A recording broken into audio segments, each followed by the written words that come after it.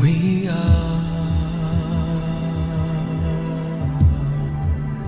one. We are one.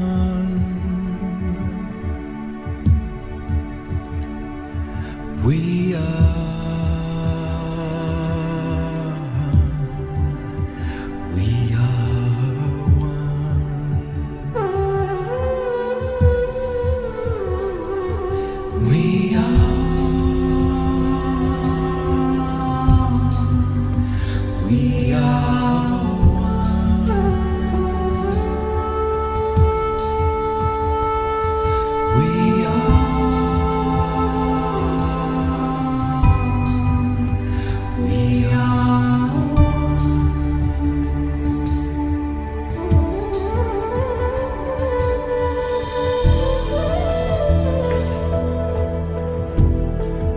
and we are love.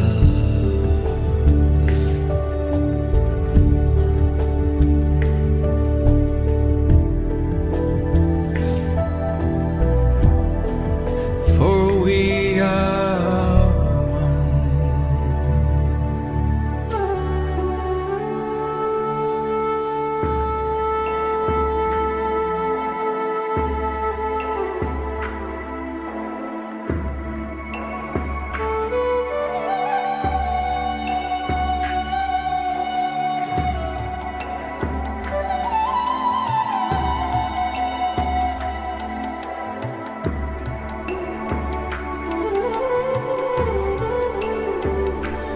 We are,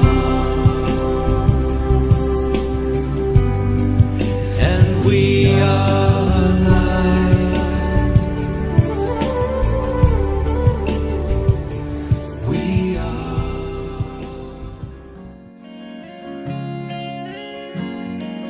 You love me so much more than I could ever know. Your love is deeper than this world will ever show. And all of life's beauty shines around this moment now. The sky and the cliffs, they seem to change my life somehow. And I will never be the same. Will never be the same. Whoa, whoa, whoa. I will never be the same. Never be the same ever again. Here I am waiting, Lord, my life is just for you. Please unfold all the plans that you would have me do. And if all the world's just a breath and nothing's here to stay, then all of the love we feel will save us anyway. Will never be the same, never be the same. Whoa, whoa, I will never be the same, never be the same ever again.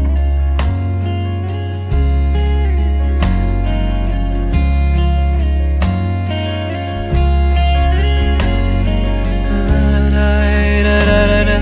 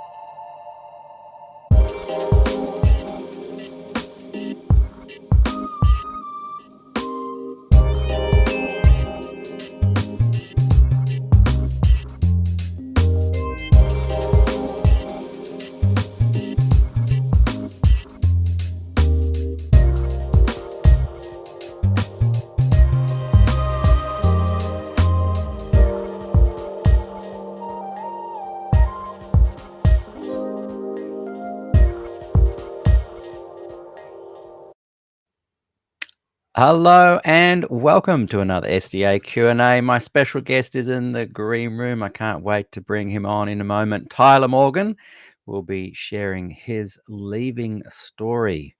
I've titled today's program, I Left the SDA Church Last Week. And well, that's when he posted a very interesting YouTube clip of him sharing the reason he left. And so that is coming up just a moment. I wanted to just quickly share with you a project I've been working on for a long time, and I've decided to put it out there instead of waiting until I've completed it. As you know, season 2 was a huge, what's the word for it? Was watched by many people. And stirred up a lot of conversation. It was a retrospective on Glacier View, a 40th anniversary retrospective. We're 4 years on from that now. And in that season, I did 86 interviews. And a lot of people want to see it on YouTube. I've slowly put up a couple of episodes from that on there. And when people come to the Facebook group, descriptions are below, you can find it, but it's a little bit hard to do. So what I've done is I've created a separate YouTube channel, and I'll just bring it up onto the screen for you to see. It's called SDA Q&A Presents the Complete Series, Season 2, Des Ford and Glacier View. And I don't know if you can see there on the screen, I've got 2 episodes put up at the moment. Now, these are completely unedited. It's just literally a lot of them in the early days, they're going live. We're chatting behind the scenes before we go into the Facebook group. It's being recorded, I should say. And because that's been the problem, I've been trying to edit these videos down to a more kind of appreciable, easier to absorb amount of content, but it just takes me 6 to 9 hours per video to do that, and I just can't do that. So every week I'm just going to be uploading into that group, so you guys can just watch the raw, unedited season 2 in one place. But you do need to go there and subscribe so that you can indeed go in and enjoy the content as I upload it as we go. As I said, totally raw, unedited, and I hope you really appreciate it and enjoy it. So just look up SDA Q&A Season 2, the complete series. I think there's one member subscriber at the moment. We'll get that up. Okay, so I can see everyone watching. That's fantastic. Don't forget to support my channel. You can scan that QR code, or you can go to my PayPal site, which is paypal.me/Peter Dixon Music. Donations really help me keep the program going. And lastly, if you enjoyed the music there, it's available on Spotify, Standing at the Cross Peter Dixon Band, recorded about now 20 years ago. Can you believe that? And just a sneaky little one here on Spotify. I've got an album called Sleep Baby Sleep, which I put together for my daughters, who are now 10 and 11, but when they were babies, to help them go to sleep. And Sleep Baby Sleep will have you sound asleep, snoozing in no time. Well, I'm going to bring in my very special guest, and people are scanning that. Let me just put it up a little bit longer. I'm going to bring in my very special guest, Tyler Morgan. That's great. A few people have scanned that already. That's good. But just check out Sleep Baby Sleep, Peter Dixon. Okay, here is my guest. Please make him feel very welcome, Tyler Morgan. How are you going, Tyler? I'm doing well. Thank you for having me on, Peter. Sorry for that big, long intro there. Well, that's why I thought no I'd problem. put you in the I got all green. evening. Yeah. But evening for me. Evening for you, yeah. Hey, so good to have you on the program. And let's just quickly check the messages. I usually encourage people that I interview just to kind of ignore the messages off to the side if they get a little The bit chat. crazy. Yeah. But every now and again, I like to bring comments on. So welcome, everybody. If you are watching on Facebook, the page, please shoot me a message. And if you're watching on the Facebook group, please shoot me a message, because I just need to know if they are coming through. Okay, Tyler Morgan, tell us who Tyler is. As I said, I've entitled the program, I left the SDA Church last week, and that's when I came across the video, which you had only done, Hmm. I think, 8 or 9 days ago when I looked at this morning. I think it says, Yeah. I posted it on a Monday afternoon, and here we are. It's Tuesday evening now yeah, of the so, next week. So so it's been 8 days. 8 days. Uh, yeah. And yeah, so tell us, because there's a bit more of a build up before that post, before that Yeah. YouTube channel, and Long I journey. will I will share the link a little bit later as well, so people can go and watch it. But tell us, who is Tyler Morgan? A little bit of your Adventist background, and then Hmm. bring us as at whatever speed you like up to 8 days ago. Yes. Yes, I like many who Adventists, when we introduce ourselves, we like to include how many generations back we go, and I am no different.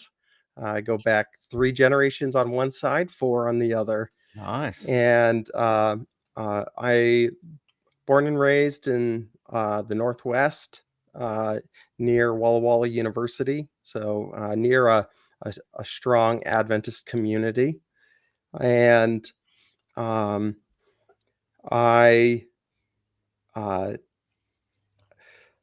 well, how much do you want to know? I guess Tell us all. I'm yeah. always very interested in the early days of an Adventist upbringing, because I Mm, often find that when an okay. Adventist child reaches somewhere between 7 and 11, Hmm. they encounter the time of trouble. They encounter some of these close of probation things, and I'm interested if Hmm. your generation, my generation, definitely had that.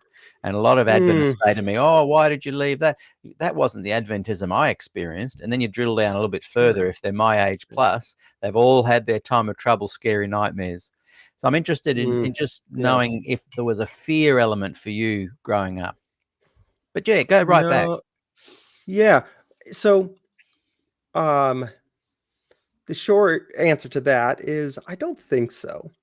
So, I have a little bit of um, my uncle, my dad's brother, he is the one that founded Adventist organization, Adventist Frontier Missions, Oh yeah. and AFM. I'm sure many of the listeners have gotten their magazine, perhaps, or heard them in their mission spotlights at their church. My uncle, he, eh, due to the nature of what his mission was with AFM, he was the one that I looked up to for. It was at a very young age that he came and he showed videos that they had taken behind the Berlin Wall doing baptisms, and it inspired me when I was thinking about it today because I was thinking about this conversation, and man, I it's so vivid. I remember he came for the weekend, shared those videos. I was in the second grade at the time, and I remember the next day I went to the bathroom at the little Adventist school in my town, and talked to the Lord. And I asked him, Lord, am I supposed to be a missionary?" And I, I felt just overwhelming. I can, I was a small age, young age, but I can still feel the way those tears felt going down my face at the time. And I made that commitment then that I would be a missionary, and I stayed that commitment. If anyone ever asked me, I want to be a firefighter, I want to be a policeman, I told them I was going to be a missionary. And I saw the version that my uncle and my family and my local church stressed was really the uh, the preparation for not being deceived in the end times. So the fear, it wasn't a fear of you're going to give up the Sabbath, you are going to be lost if you don't know all the right things. It was um, uh, know all of the signs so that when the time comes, you'll just go do what you're supposed to do. And so that was the Adventism I came up in, and that was the version of hope that I wanted to give to other people. Was I wanted them to be in the know, to know the signs of the times and be ready to go to Jesus, see Jesus, go with Jesus when he soon would return. So that was the Adventism I came up in. I had a hard childhood. That school that I came up in had a really hard time. I was a hyperactive child, and uh, peers were a real difficulty for me. And Pathfinders was the first, like, it was a place where there were adults that were focused on all the kids in a way that school didn't. And I found some solace there in the uh, brotherly love that I was shown there, and that deepened my commitment to Mhm. this church and this movement. And came up through the schooling in high school. The local Adventist summer camp, Camp Myvedon. It's in northern Idaho. They came to my school in Walla Walla. I went to Walla Walla Valley Academy, and to recruit staff my sophomore year. And camp was another one of those places, very similar role, showed me love, and in a way that I didn't experience outside my own home. I had a very good home, but I I wanted to be a part of that, and I was going to be a missionary, and it was the best way I could figure out to get involved in actual church work. And so I went for that and got started, and that would become a big part of my life. I worked in summer camps for 13 years uh, in a row, and I I I did the mission trips. I attended Walla Walla University to start, and I also took a year out as a task force worker and worked for the conference. Led my own mission trips with that, and got a taste of a different kind of missions. I always thought I would be what my uncle did, foreign missions. But I caught through all of the youth ministry that I did, and um, the time working with the conference doing youth ministry, I kind of made a change in my trajectory. And I thought that summer camp ministry, in North America, the Adventist camp system has 66 camps, Wow. requires a lot of staff to run that system. And I wanted to be one of those. And so I changed my major, changed my university. I ended up at Southern Adventist University, and to do their outdoor program. They have had an outdoor program there at the time. And I'm still working at summer camp. I'm still involved in youth ministry at every opportunity.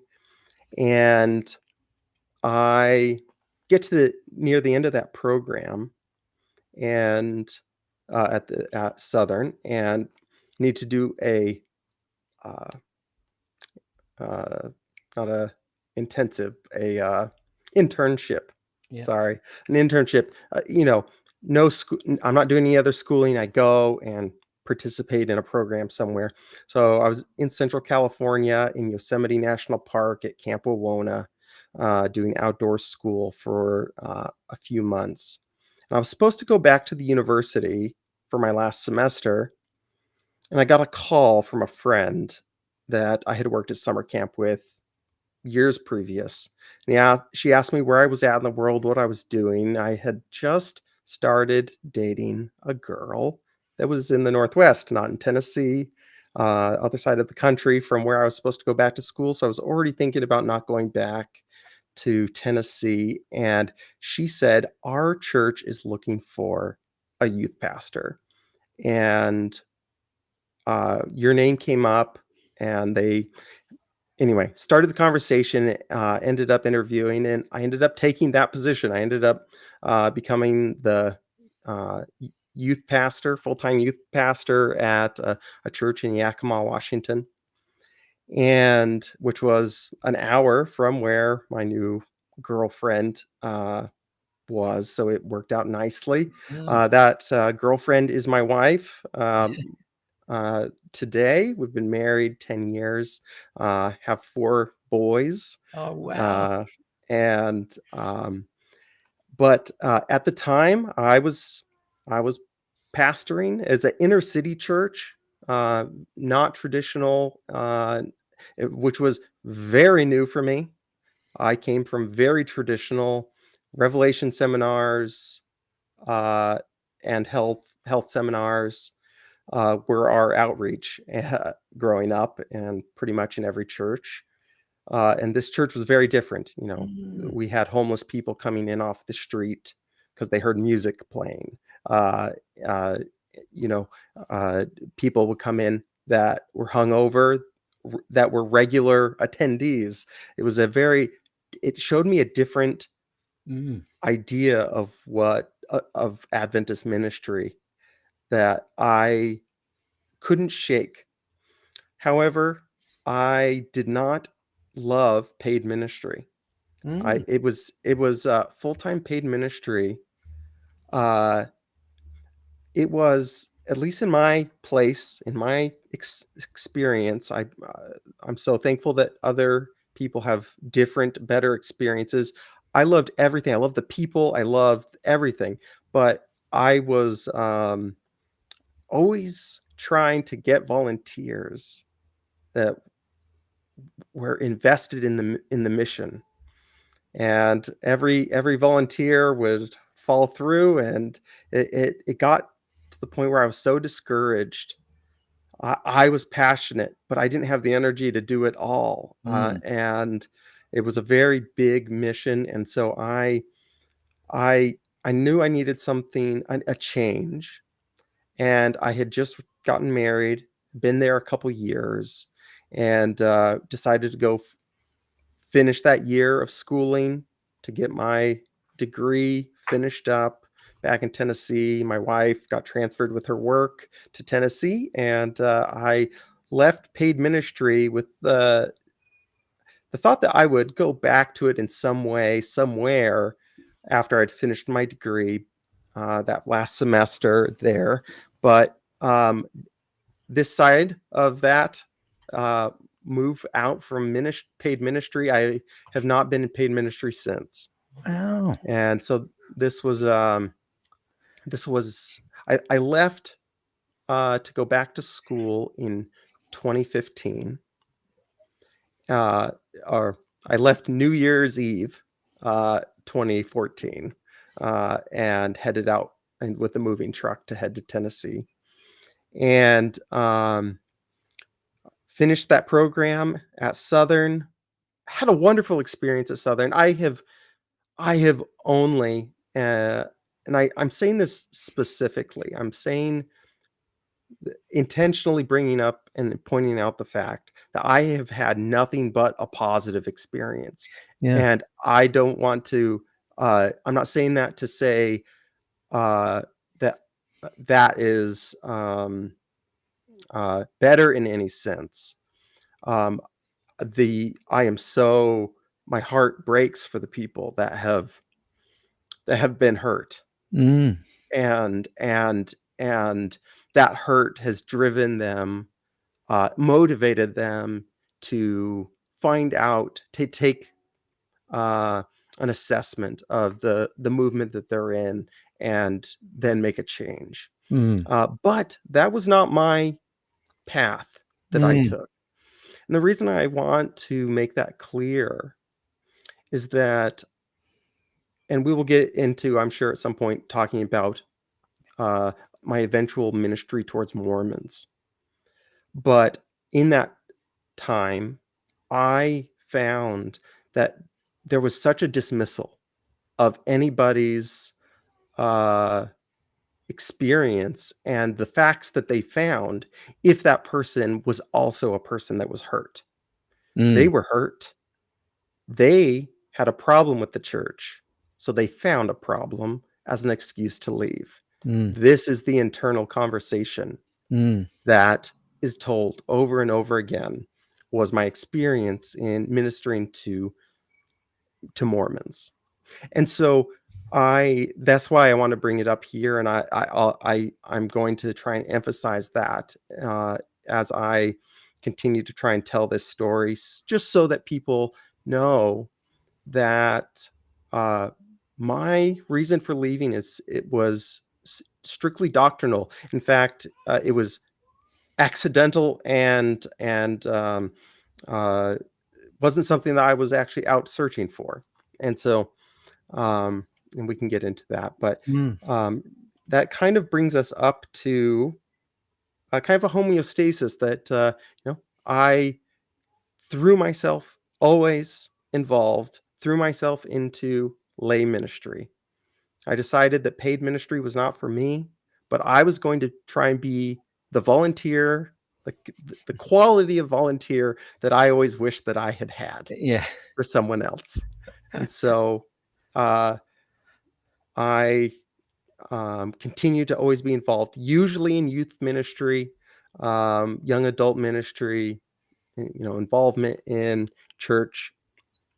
And I was in Chattanooga first, and then uh, moved up to the Spokane, Washington area, and now I'm in the Tri-Cities, which is in southern Washington, and this is how I got involved with Mormon ministry. We have a Mormon temple 6 minutes from my house, and that is that kind of brings us up to today. As far Mm, as my experience within Adventism, like I said, always positive, always loved it.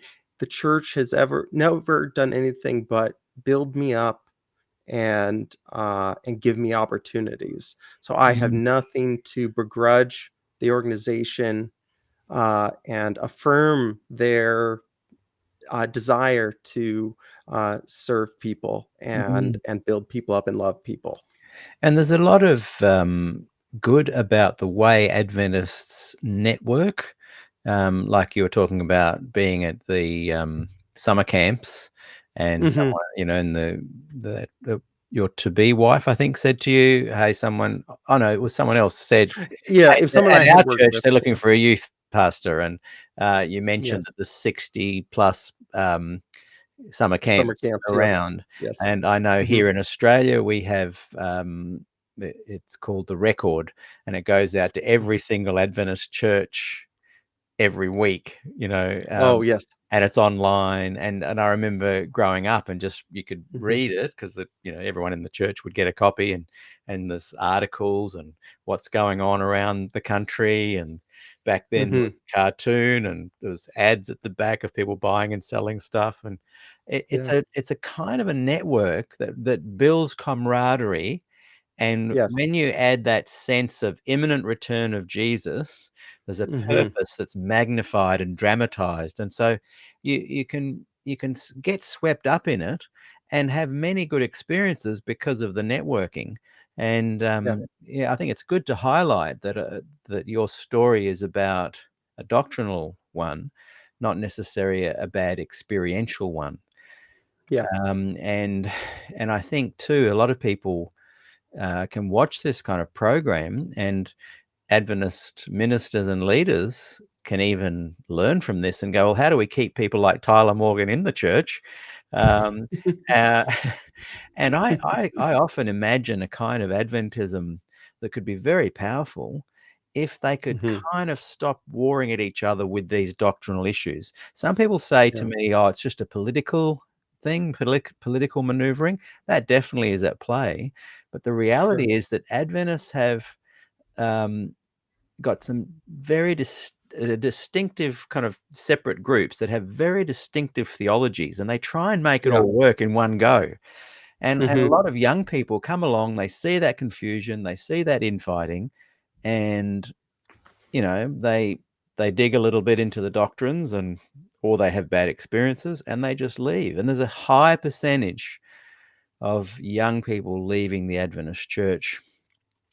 So in many ways, having this dialogue with people who have left, instead of people beating you up for it or me up for it for leaving, it can Mhm. actually be a very informative learning experience, educational for people to go, hang on, how do we make our church more positive and keep people like Tyler Morgan and Peter Dixon and keep them in the church? What things Mhm. can we do? I don't know if it's been your experience, but and I've had really positive. My former friends have stayed friends with me. My Adventist friends, now that I'm former, most of them have remained friends with me.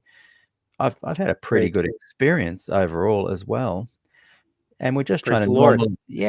normalize the conversation so that we all become better Mhm. people and draw closer to the things that bring meaning into our lives.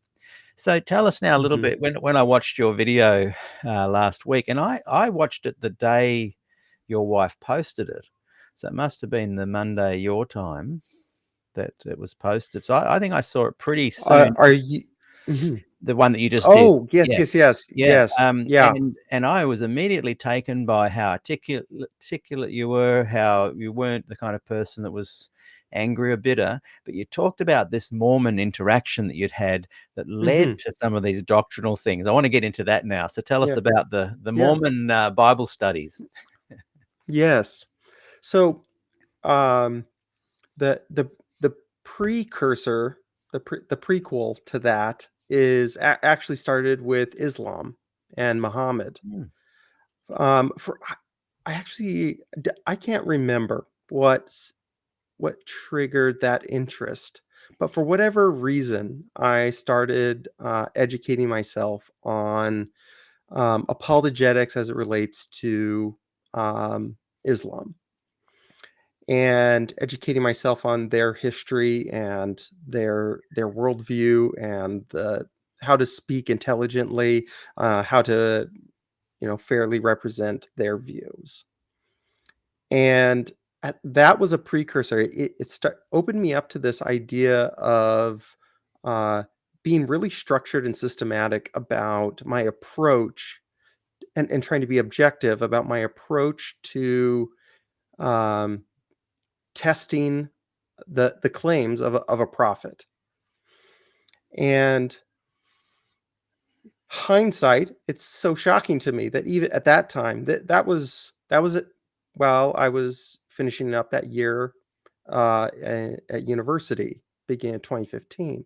Is when it started, and it's so shocking to me that it never occurred to me that I should be using those same, uh, applying those same lines of reasoning to mm, myself. I have a church that has a messenger for, with direct messages from the Lord, just like Islam. Never occurred to me. Still hadn't occurred to me, but I in that time, in those years, uh, moved to the Northwest. I became a real estate agent, oh and wow. I prayed that the Lord.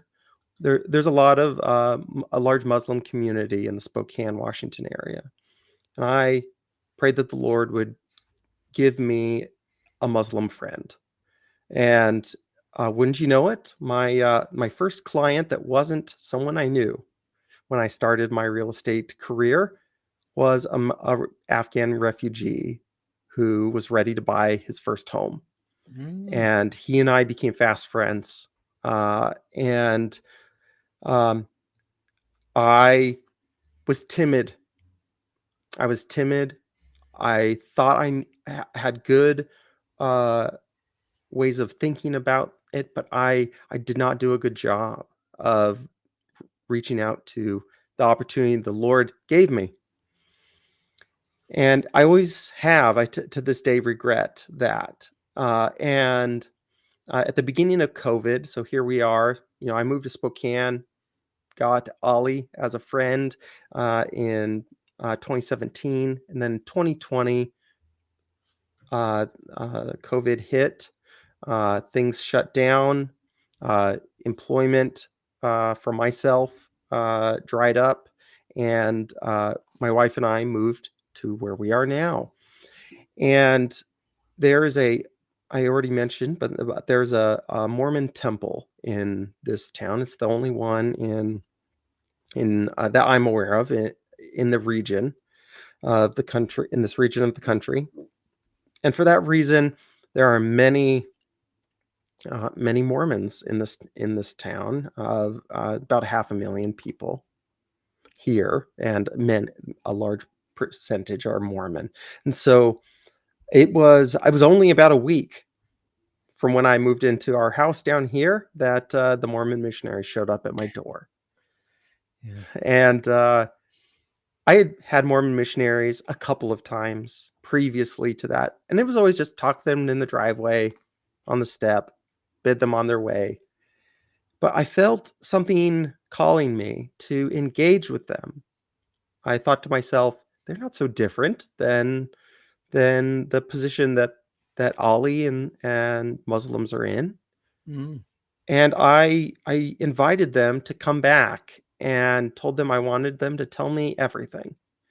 And that started me meeting with them 3 or 4 times a month for a little over a year.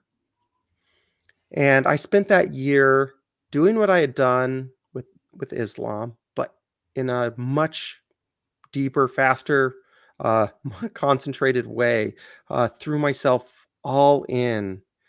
And with it, I found that I needed to really get crystal clear on the biblical tests of a prophet, and so that I could speak confidently about when an opportunity it seemed like might be open, that I would be able to open up the word with them and walk them through.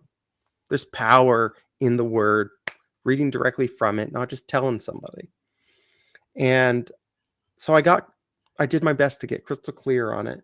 And I to fast forward, not fast forward for I just don't want to give too much detail that's not needed. That has always been a habit. Will always feedback I get from my wife I after I love the social detail. interactions. I love the You love the detail. details. Oh, Yeah, okay. yeah, Well, yeah. well, actually, I think there's some things here that might be edifying.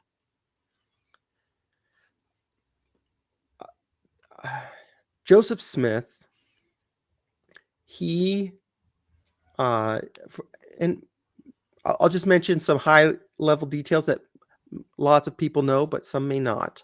Um, Joseph Smith is the first prophet of the Church of Jesus Christ of Latter-day Saints, commonly known as Mormons. But he was only alive for a short time. He only lived 20 years from his public delivery. And unlike the Adventist Church, they that prophet identity was passed on and on and on. And today they consider that they have a prophet today, the Mm. president of the quorum of 12 apostles. And so something that I discovered, similar to with Muslim ideas, is that later surahs in the Quran supersede surahs that came before, and Mormon Church, it is very similar. Mm. That current revelation, present truth, if you will, Mm. present truth can clean up doctrinal problems along the way. Mm. And so something that I realized was that there's a moving target when it came to doctrine. And I realized that we were arguing from different perspectives, different sources of truth. And so I really lasered in on the prophet, the origin, because if you fight things that follow first or only, everything is always complex. There's always, workarounds, logical workarounds. But if you get down to the origin, the prophet themselves, get to Muhammad, get to Joseph, and test him and demonstrate that he fails. It only, and we can get into, I'll come back to this, and you demonstrate what the Bible teaches you should do in response to identifying a false prophet. You can skip the other issues, is the way I conceptualized it. And so as I was looking at the tests that are in Scripture, I identified 4 that really stuck out. And I ranked them in this way. These 4 tests, there's different tests that have different abilities to be verified. Objective versus subjective. The one that I determined was the most objective was Deuteronomy 18. This is, you could just summarize as the prophets say something's going to happen and it doesn't. And this is, of the tests, that is the most cut and dry. It's an A/B test. It's a black and white. It's a true and false. The one that I determined was the most subjective, and this is just my way of conceptualizing it. But the Matthew 7, this is, by their fruits you shall know them. And this is, you're now in the role of judging good and bad fruit. And, that goes back to the garden. We've never been good at determining good and evil for ourselves. And so for that reason, I put it at the bottom of the list. It's still a valid test. But it's something that I saw as more weight of evidence, multiple, and see where the preponderance of the evidence, where it lays. So, and the other tests in the middle, and we can come back to all of those. But with Mormons, the test that I liked the best was the test of the Book of Abraham. This is, are you familiar? Perhaps yourself? Yes. Yeah. The Book of Abraham. And this one isn't at the top. It's my second one on the list. Isaiah, speak contrary to the testimony of Scripture. And but the Book of Abraham, just to summarize for those that are listening, is a later translated work from Joseph Smith, where he receives a Egyptian scroll. This is the 1830s. There's Egyptology is only barely a science that has just started, mostly in Europe, and so no one knows what these are. But there's a traveling show. They end up buying the traveling show so that they can get the mummies and the artifacts, because Mormonism, the Book of Mormon, was supposedly translated from a non-existent language called Reformed Egyptian. and so this was their interest in it. And the church bought it, delivered them to our to Joseph, and he translated these scrolls that were in the collection and said that this is a book written by the hand of Abraham. And these were eventually found. They were lost for a long time, supposedly for a long time assumed in the Chicago fire, but the Great Chicago Fire, but were found and translated by modern Egyptologists, even Mormon Egyptologists, and they all agree that it is a pagan burial scroll that says nothing of Abraham and is dated to I believe the 2nd or 3rd century BC, nowhere near Abraham's lifetime. Yeah. And so that was Clear one, isn't it? But Yeah. yes. But the thing is, with Mormon missionaries, it is and I'll put this out there because that's most people's, if they have an interest in interacting with a Mormon and trying to convince them of the true gospel, that is likely going to be their first interaction with a Mormon. And I want people to know that is practically, and in a practical sense, impossible for a Mormon missionary to do the required work of testing their prophet while they're on their mission. Yeah. If they show any sign to their fellow missionary that they are questioning, they will quickly be pulled out of the field and sent for some refreshing that isn't is very intensive.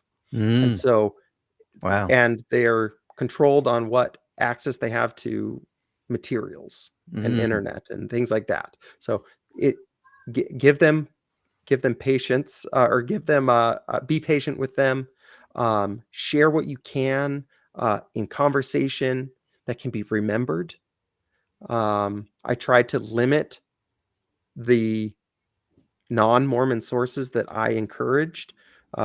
Number one of which for myself was The Case for Christ by Lee Strobel, because the integrity of the scriptures is the number one obstacle I found to discussing biblical tests, biblical anything.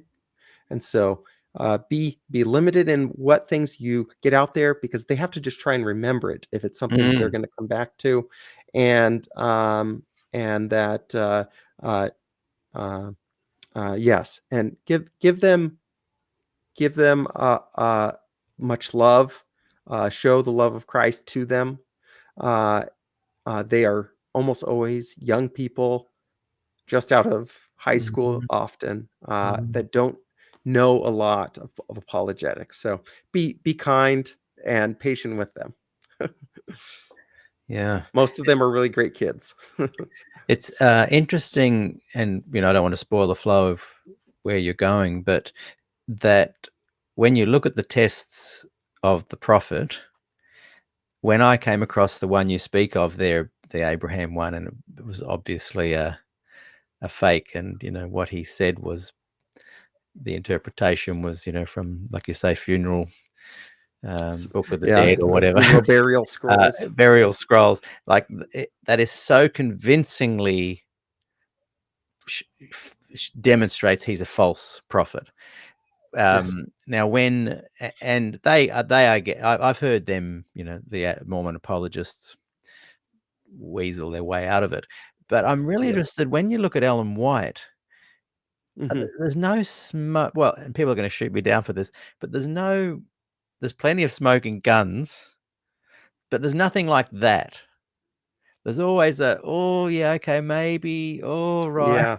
Yeah. Now, when she had that food for worms prediction, of course, and that would be my example. Yeah, that's been my favorite, but it's something that the Adventists always push away by going, "Oh, yes, that's because the conditions weren't." Yeah, conditional prophecy, And I I'm have interested thoughts. in, great, because I'm interested Mhm. in what are those thoughts and how you can counter an apologist's claim. Well, that's conditional, which to me then turns it into last generation theology, which is even a bigger can of worms that for them to open up. But yeah, Yes. what are your thoughts on that? Yeah. Specifically, Well, conditional I think prophecy. let's go to the food for worms, perhaps unpack that a little bit for those that don't know, and then people say, yes, well, Jesus didn't return Mm, as Ellen White predicted. Um, she said, some of you in this very room will be living to see Christ when he returns. And she also says yes. earlier, those who've had years to prepare will now only have months. And the big comeback is, well, if we'd followed the third angel's message, if we'd done all the right things, he would have returned, which then lands you in last generation theology. So unpack a little bit of the food for worms and how you Yeah. counter an apologist that says it's conditional. Well, I do not want to say that I do not want to give the impression that I see myself as any kind of an expert. In fact, I consider myself a new Christian. I am a babe in Christ, as Miles Christian would put it. And I do not see myself as a theologian. I did not go to seminary. I do not want to give the impression that am something that I am not. And so, with that said, I can do and have done what all Christians are called to, and that is to wash themselves in the Word of our Lord and Savior, and to come humbly to the Word and take advantage of the resources that He has made available to us to Yeah. understand what is there. Well, as I've often And said, the gospel is not rocket science. One it of the isn't. problems with Adventism Praise the is to Lord. even understand the investigative judgment, you need a PhD. So the gospel is made for people who are you and me, for people that Yes. are, not making any claims of academic scholarly skill. Uh, we want it Hmm. to be simple.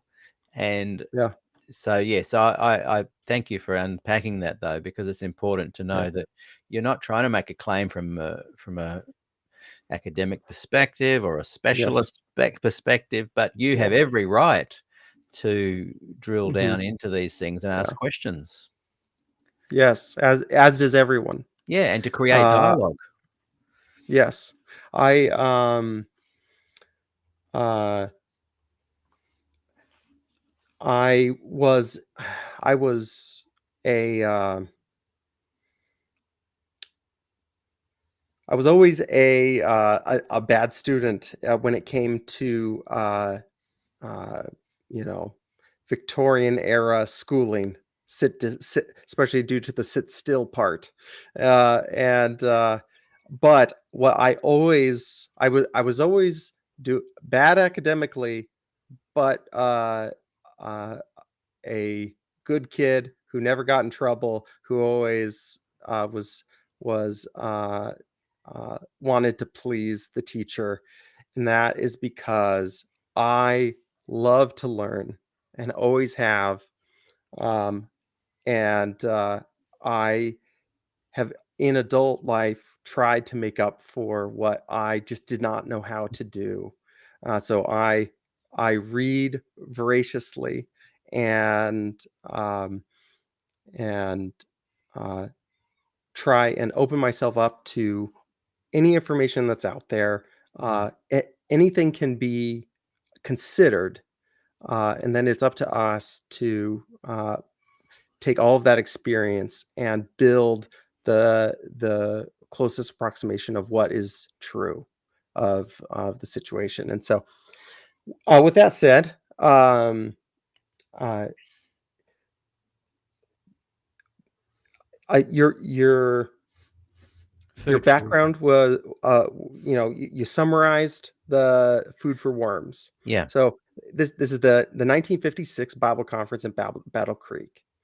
Uh, the version that I go to is the one that recorded in Testimonies to the Church, Volume 1. And this is the second testimony. For those that want to go read it themselves.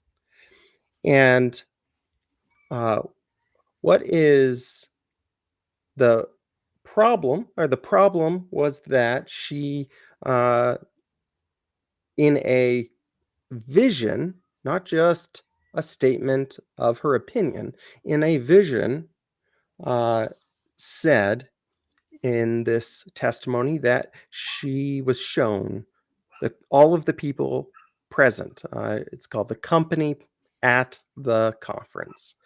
I was shown the company present at the conference. And said the angel, some of them will be food for worms. Some will be subject to the 7 last plagues.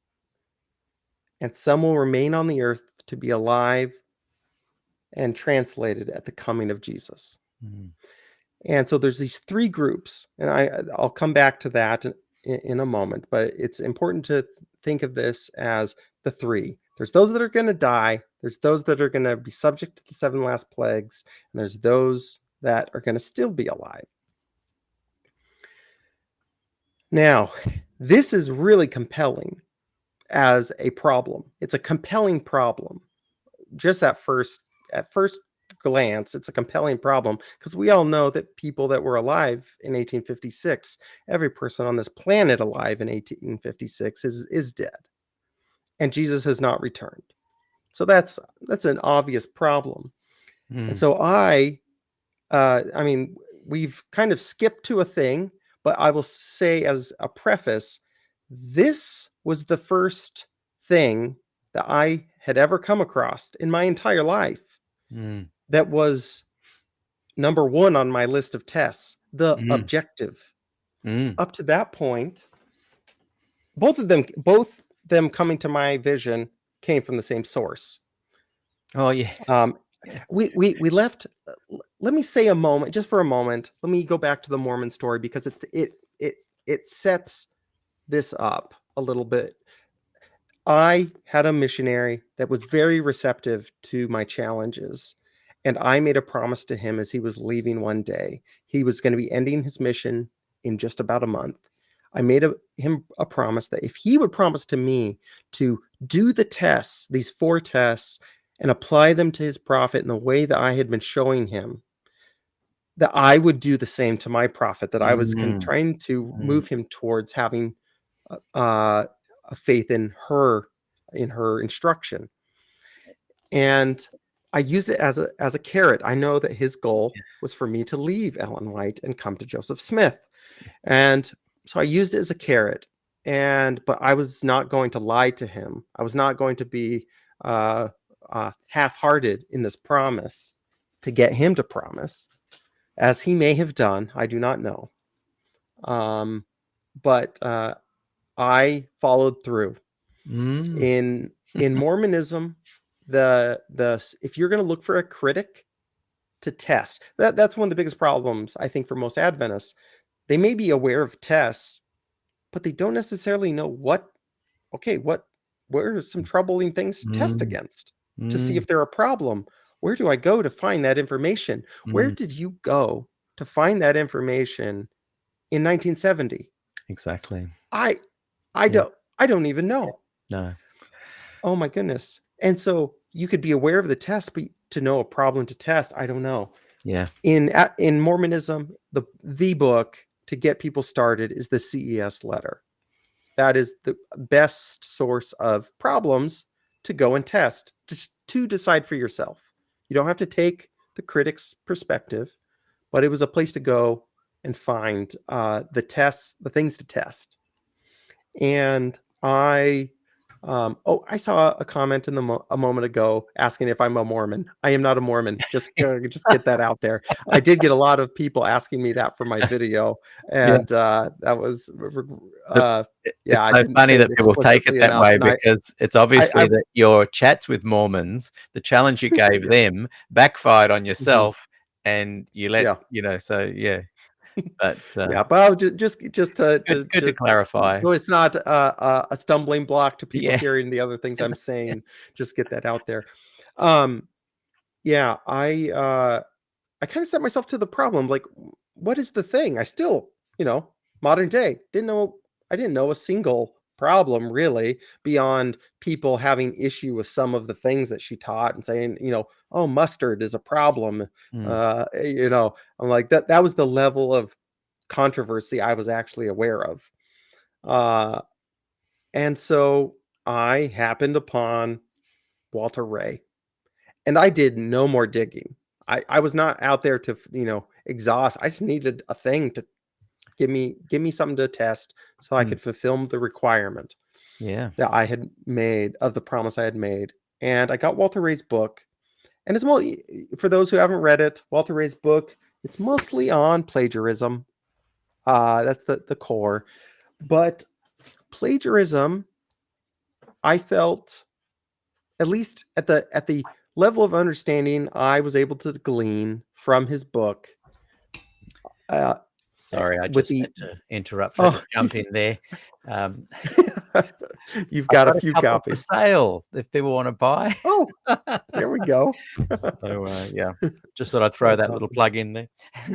Yeah. Well, plagiarism, and you'll have to put yourself in the shoes that I was in. This was in 2020. Let's see. That would have been, that would have been the fall, or the summer of 2021 that I started that process. And at that point, I loved the church.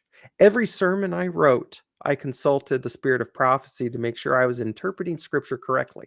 Wow. That is where I was. And so the plagiarism thing in and of itself was terrifying me.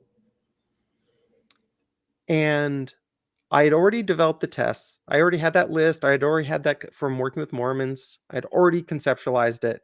And I immediately identified this. This is the bottom of the list. This is subjective. Granted, it's a lot, but it's a lot of subjective. That's not enough for me. At that time, it was not enough for me. I was holding on. And so I thought it was really, it was changing the way I thought I should consider her, but it definitely was not telling me false prophet definitively. And then I came across the food for worms, which he mentions. And that jumped out at me. That's the top of my list. That is objective. If that test is failed, that's an objective result. And so I was very interested. And I went to the apologists. Get me out of jail. Get Ellen out of jail on this. Show me how this isn't a problem. How a cursory read is not the right read. And this is where I came across conditional prophecy. It wasn't actually something I'd ever been introduced to. Had never come up. I had never questioned the instances in scripture for myself of unfulfilled prophecies. And for those that might be in that same boat, it's a real thing. Conditional prophecy is a biblical thing.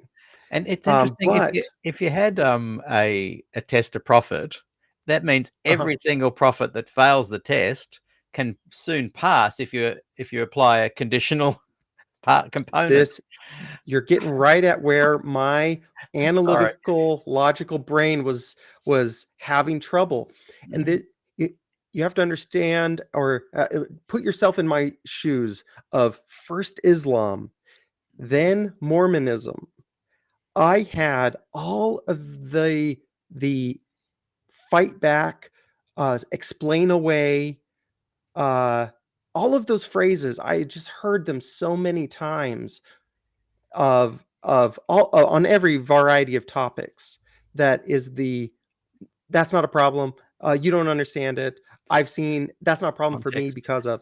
And so I have had a radar for a particular type of get out of jail free that people would develop from Scripture, using Scripture. And so I initially was like, okay, there's a thing, conditional prophecy, and that's a real thing. I'm learning. Okay, great. The key text for conditional prophecy is so essential to then studying conditional prophecy, and this is where I have found in conversations with the learned Mm. who knew of this problem at some point in their life, the ones that are from perhaps your generation, as you referred to earlier, that I've had conversations with that work for the church, that are people that I are mentors of mine, people that I love, people that I came up through school with that work for the church, that have gone through this. They stop at, there's a biblical principle of conditional prophecy that explains it. I'm Mm. not saying that's where everybody stops, but that has been what I have found. They Mm. don't actually go and study the Next step. principle. Oh, yeah. Yeah, the next step. Mm. Jeremiah 18, 5 through 12, the Lord says, the word of the Lord came to me. The house of Israel. Oh, sorry, I got to double click. I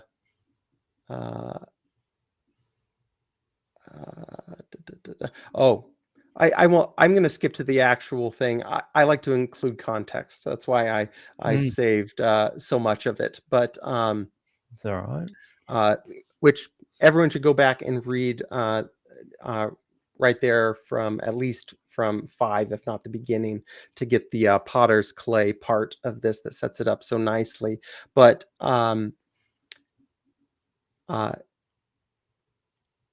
verse 7 says, "At one moment I might announce concerning a nation or a kingdom that I will uproot, tear down, and destroy it. However, if that nation, which I have made the announcement, turns from its evil, I will relent concerning the disaster I had planned to do to it. At another time I might announce concerning a nation or a kingdom that I will build or plant it. However, if it does what is evil in my sight by not listening to me, I will relent concerning the good I had said I would do to it." So this is the principle that they point to, and it is a biblical principle. We see this, and then there's the favorite, the primary prophecy that they point to is Jonah. Jonah prophesied that Nineveh would be destroyed. In 40 days, the Lord will destroy Nineveh. And we know that they did not get destroyed. The Bible tells us that they did not get destroyed. And so this is what they loved. I want to talk more kindly than this. This is the concept that they point to, the example that they point to, that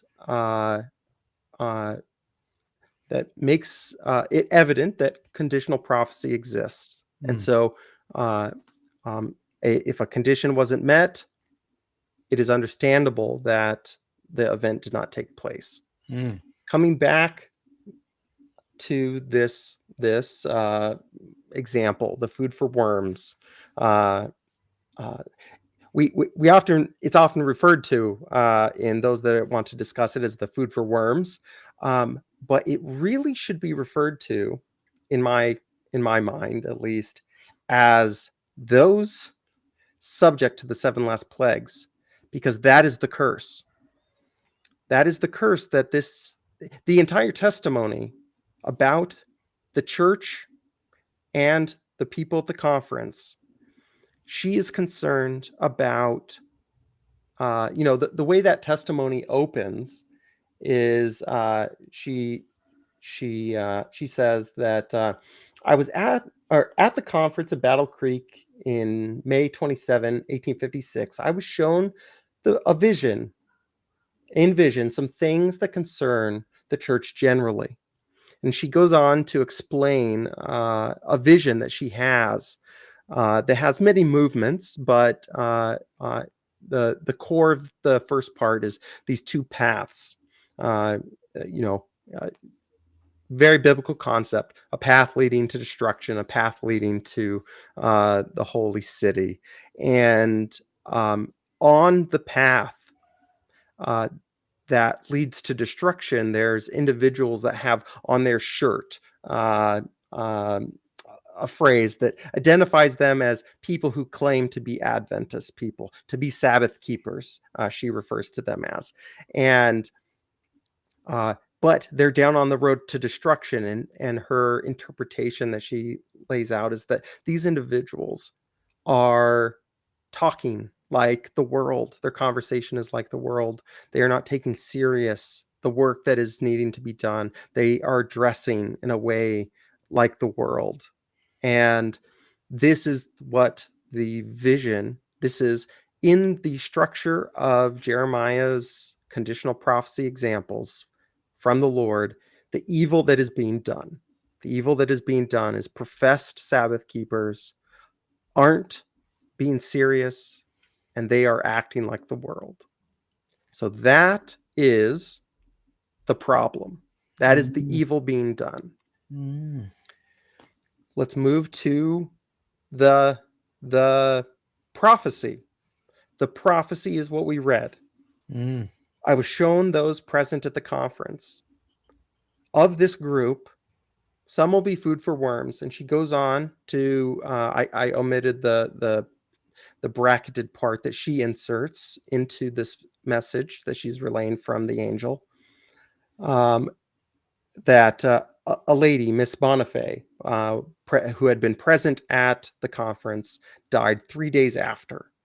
And it's evident that she's including this example to bolster the reliability of this vision, that someone present at the conference did die before the return of the Lord, that she believed to be imminent. And but then the next group is the curse, because those Adventists that are true Adventists, that are the remnant, they will be spared the 7 last plagues. And so people at the conference, so all of them, professed Sabbath keepers, Advent people, they, if they are not, do not change their ways, this is the cry of Jonah. You are doing evil, and the Lord is going to, you will find yourself subject to the 7 last plagues. You will not be an Advent person. You will not be in the remnant body, regardless of your claims. This is the curse. And she includes, to finish, I will give the benefit, the vision includes the statement that some will remain on the earth. It's to be alive at the second coming. It's something that is included, and I've wondered to this day why it's included. It's such an unnecessary, like I said, the being subject to the 7 last plagues is the curse. There's no need to even speak to the translation. It could have even simply just been that they will be in the kingdom, that they will be saved. But it was included, and it is to its detriment. The reason I point this out so explicitly is, what was the core issue? That the what I have come to call the original condition. The original condition is the evil that's being done, or a change towards evil. If, the second version, the core, the original condition is the evil that's being done, acting like the world. And if there's a change in the original condition, either we're doing good and started doing evil, if we're going back to the Jeremiah, God giving us the model for conditional prophecy, or goes from doing good and goes from doing evil to doing good, that core original condition changing is the condition. But moving to the apologist's explanation for why this vision is conditional is to say that the Lord's work didn't get completed by the Advent people, that the conditions of the Lord's coming had not yet been finished, and it is only that fault that the individuals who were present at the conference got to old age and all died. Yeah. But this is not the condition in which the prophecy was given. The prophecy was given in relation to the evil that was being done, being like the world while claiming to be a Sabbath-keeping Adventist. And so I realized, I studied this and I started applying it to this test. And I realized that this conditionality, it just didn't seem right to me from the beginning. It seemed, I wanted it to be true, but the problem was my test, Deuteronomy. I just want to read that Deuteronomy text. This is in verse 15 of Deuteronomy 18. It's a little long, so let me, he summarizes that he's going to send some prophets. He's going to, Moses will die and he will send prophets that bring commands from the Lord. But with that, in verse 20, he speaks to the fact that there's also going to be some false prophets. He says, but the prophet who presumes to speak a message in my name that I have not commanded him to speak, or speaks in the name of other gods, that prophet must die. You may say to yourself, how can we recognize a message the Lord has not spoken? When the prophet speaks in the Lord's name, and the message does not come true or is not fulfilled, that message the Lord has not spoken. The prophet has spoken presumptuously. Do not be afraid of him. And so... Right, I get what you're saying. Yes. Yeah. So for this test to exist, you alluded to this earlier, for this test to be failable, the conditions of a conditional prophecy have to be knowable. And a unknowable condition that is not directly related to the prophecy that is being given, any ancillary thing that any clever person might be able to come up with can be a get out of jail free on every failed prophecy. That's right. Yeah. It makes this test, the most objective test, unfailable. Yeah. And so, because every apparent failure can just be explained by a unmet, unknown condition.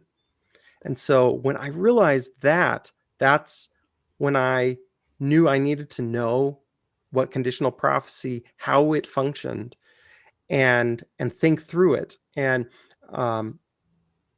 we've spent a lot of time on this. I don't need to belabor the point. I feel like I've made my point. Some might say, okay, you've said what it is, but what are you basing that on? It is go find those three elements. Find the three elements in Jonah, because it's very easy. Read. The original condition is in chapter 1, verse 1. And then in chapter 3, 4 through 10. Read that, and you will see that the prophecy is given. 40 days, it will be destroyed. And by the end of that section in verse 10, you see that the Lord saw that the original condition changed and he relented. This is not the only. Go find all the rest, and you'll find. I would think that you would find, as I have found, that each example of unfulfilled prophecy has to do with either a group or a person doing exactly that, moving from doing good to doing evil, or from evil to doing good, and having the blessings that were promised taken away, or having the doom that was promised relented. Mm. But never are they ancillary, non mentioned conditions Mm. to that are just conditions of the passage of time, as is the arrival of the Lord. And so this was how I conceptualized it. This problematic one that is often explained away with conditional prophecy. It doesn't fit the bill in my estimation. Mm. So, And have you presented those things to some of these Adventist apologists? And what, if you have, what was their answer? Because what you've essentially done is you hear the prophecy, say food for worms prophecy, prediction, whatever you want to call it. Obviously, it didn't come true. And so they wheel out the old, well, conditional, if you'd all done this, this would have happened. yeah, That's where it's often left. And the person yes, who's saying, well, she failed the test, has to go away and kind of dig a bit deeper. The apologist looks smug. Yeah, we've thrown them off the scent. Very rarely do people come back like you have and go, well, let's drill down a little bit. Let's go next step on yeah, that. What are the presumptions she made? What are the components of the prophecy? If she's saying this, well, then what was conditional? What wasn't met in those conditions? So when you have gone back to these apologists who are trying to throw you off the scent, what have they said in reply to that? I haven't been able to, with anyone that would call themselves an apologist, but I've been able with conference, work conference ministerial staff and pastors, been able to lay out this concept, and one of two things have been brought forward. One is that this was not literal about that group, that this was a type.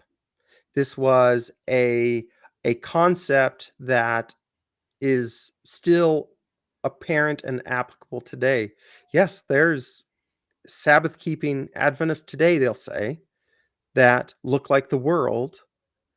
And if the Lord were to come back today, or if the time of trouble were to start today, there are individuals in that of the Advent people that would be subject to the seven last plagues. So I know it, they'll say, I know it says I was shown the company present at the conference, but this is just a model. But it's really blown apart. This approach is blown apart by Ellen's evidence that she included of Miss Bonifay. The evidence of the truth of this prophecy, that to bolster your faith in this prophecy, is that Miss Bonifay, the attendee, she passed away right in the middle, inserted right in the middle of the, right before the curse, right after food for worms. And so that one blows it away in my opinion. And then there is another, but did you want to speak to that? I just want to say a couple more things before we move on to the next one. There's a can of worms that's opened up. So first off, if God is speaking to her, and I think there's some evidence, if you look at the Jonah context of prophecy, there's an inference that if they didn't repent, then bad stuff would happen. I think I need to reread it. You'd think if God was speaking to Ellen, knowing there's a special message for this last remnant that Mhm. included in her little statement there at the conference would be, if you don't do this, this will happen. There needs to be a term deposited into her prediction and her prophecy that she can then go, right, it didn't happen because you did this. But there's nothing in her statement that gives No. any kind of an out. And most prophecies, again, I haven't looked too deeply into this, but from a brief look, most say, unless you repent, this will happen. Unless this happens, this is going to happen. She didn't do that. She said, some of you will be food for worms. Some of you will meet the 7 last plagues. Some of you will still be standing at the end. And Yeah. I think so. That's the one point I wanted to make. Oh, and James Mm. Andres. Hey, Good to James, see. good to see you watching today. He makes a comment similar, I think, to what I'm saying there. Prophecy is not prediction. There's no such thing as a conditional prophecy. Jonah did not predict the destruction of Nineveh. He prophesied what would happen if Nineveh didn't repent. I like that. It's a little flip on the Mm. perspective. And the other thing I wanted to say is that the can of worms opened by saying, because you didn't meet certain conditions, Jesus didn't come back. To a remnant church, that then drills down on the legalism. Like, if Mhm. you're trying to create a gospel-oriented, righteous by faith, Jesus is, your loving savior that will help you keep the commandments, if whichever way you Mhm. want to take it. You, by saying that prophecy prediction she made didn't happen because the conditions weren't met, the only follow-up to that is then, well, how can we better meet those conditions so he can return, which dives Adventism into deep legalism. And so even Yes. if the apologist goes, "Ha, gotcha," you have to go, "Okay, yeah, gotcha. You've just turned yourself into a legalistic church, which is not gospel." Yeah. So they've kind of, there's no way out for me. It's as close as you can get as the Joseph Smith Egyptian funeral translations Yes. fake. Yeah, that's my thought anyway. So what Yes. were you going to say then? Oh, look, hey, what we're going Well, to do, we just have a little mhm. break when we get about this far into a Yeah. program. Yeah. So we'll have a 5-minute break. We'll get everyone to stick around. We've got a good size audience. Thanks for your comments. And I'm loving this conversation. And I didn't mean to criticize your wife before when I said, yeah, go on with the details, because sure, I agree with her. In lots of content online, people Yes. want 10-minute, 20-minute, they want that concise, get to the point. Yes. But on this program, it's conversational. You're allowed to go into detail, provide context. That's the whole point of SDA Q&A. It's the long form conversation. So Great. we welcome your detail and your thoughts and Mhm. ponderings. Thank you, everyone. We'll be back in 5 minutes. And my very special guest today is Tyler Morgan. I left the SDA Church last week is our title, and we might go into a little bit more of, there's a bit of a build up to just the last week. And those that in the Mhm. break here, I'm going to be playing a track from my album 20 years ago. I recorded this almost probably around this time. Standing at the Cross, Peter Dixon Band on Spotify. If you want to look up Never Be the Same, a lot of people have requested that. The whole album is filled with that kind of mellow tune. And again, those who are interested in supporting the channel, please scan the code there. It really helps every tiny bit, and there's been a few donations during this program which I really appreciate. And you can send them also to paypal.me/Peter Dixon Music. That would be greatly appreciated.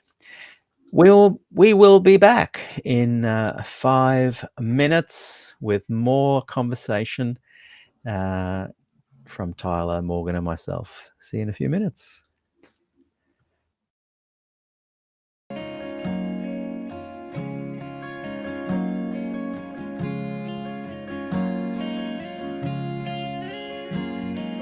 You love me so much more than I could ever know.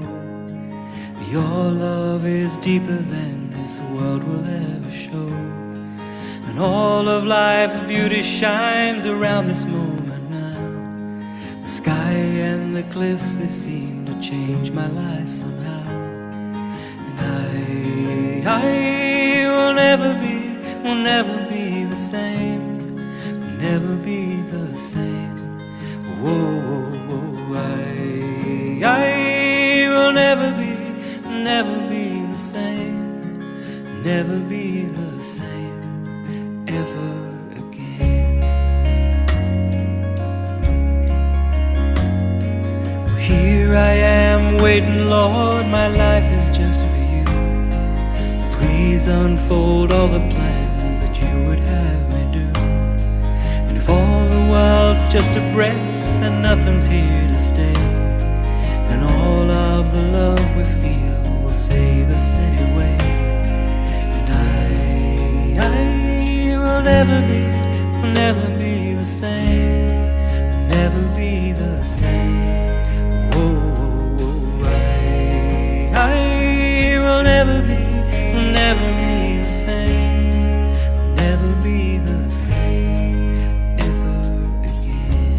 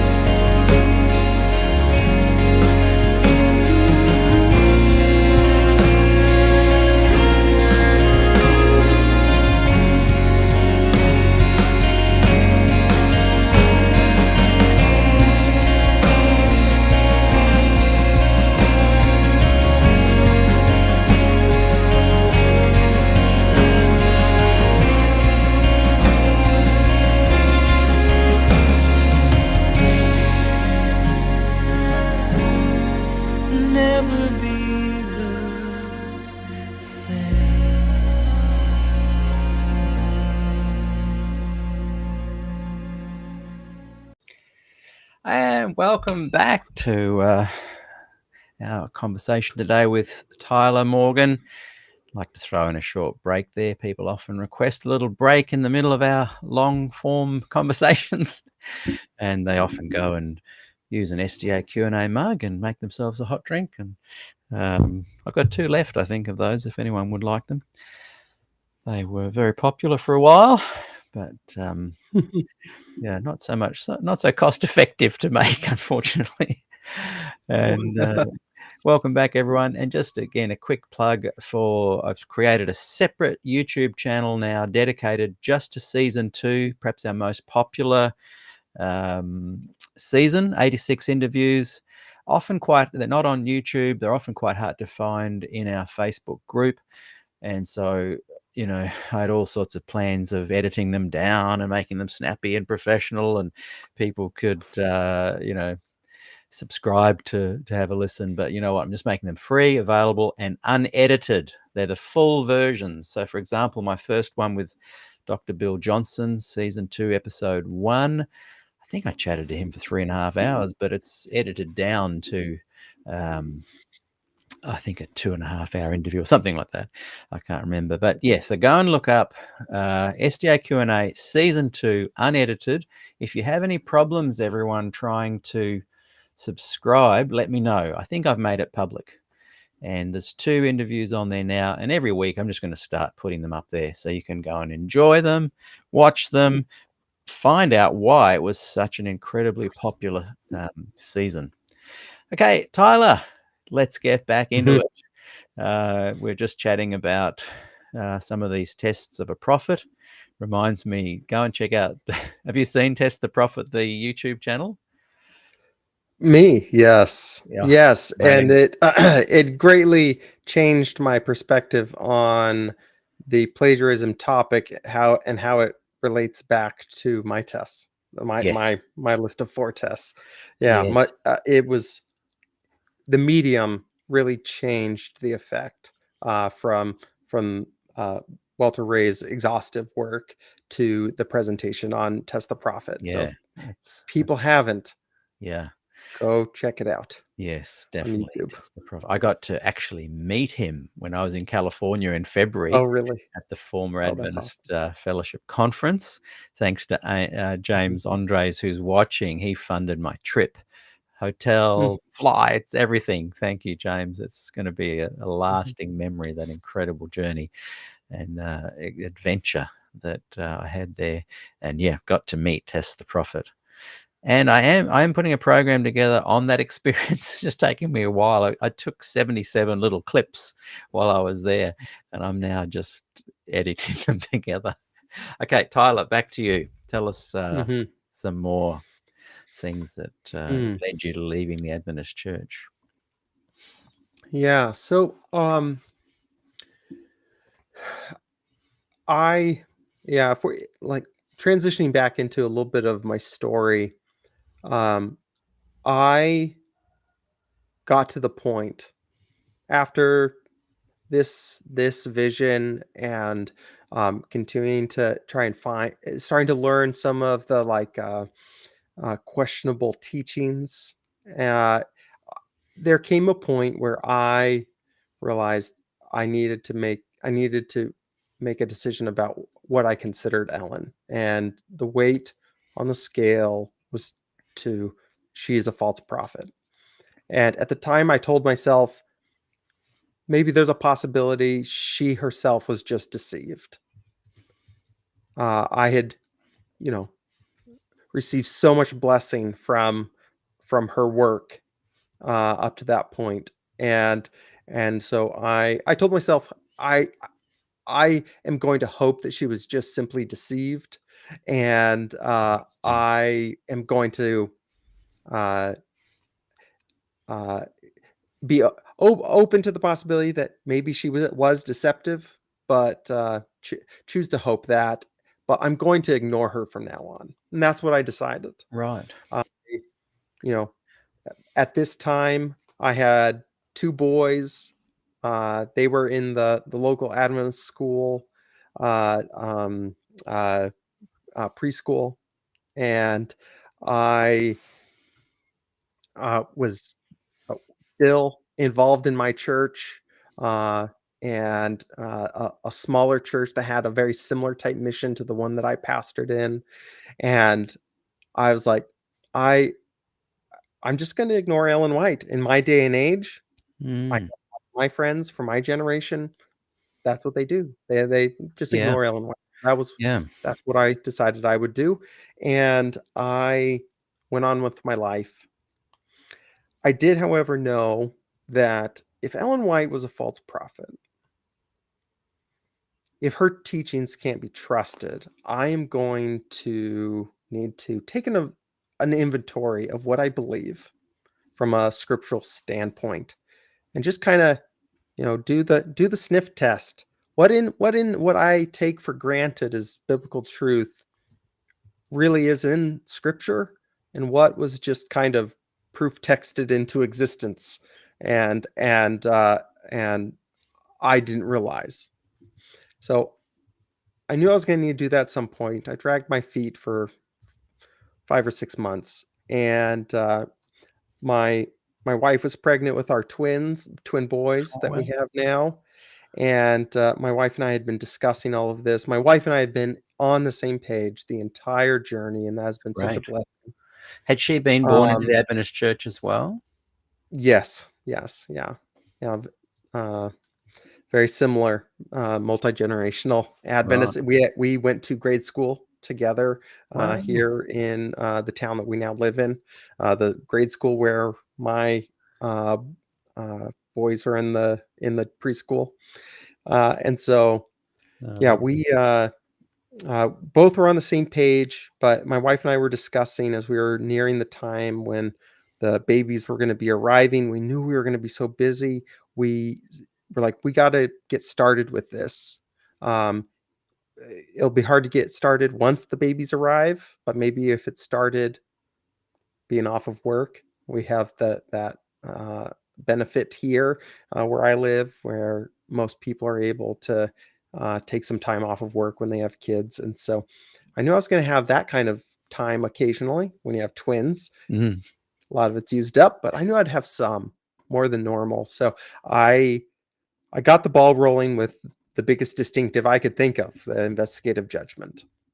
And I say that was my goal. And it was maybe 3 weeks before the babies arrived. I knew I had this drive along, like a cross country drive I needed to do one afternoon, and I was going to have a few hours in the car. So I was like, I can't read, but maybe I can find a podcast to listen to.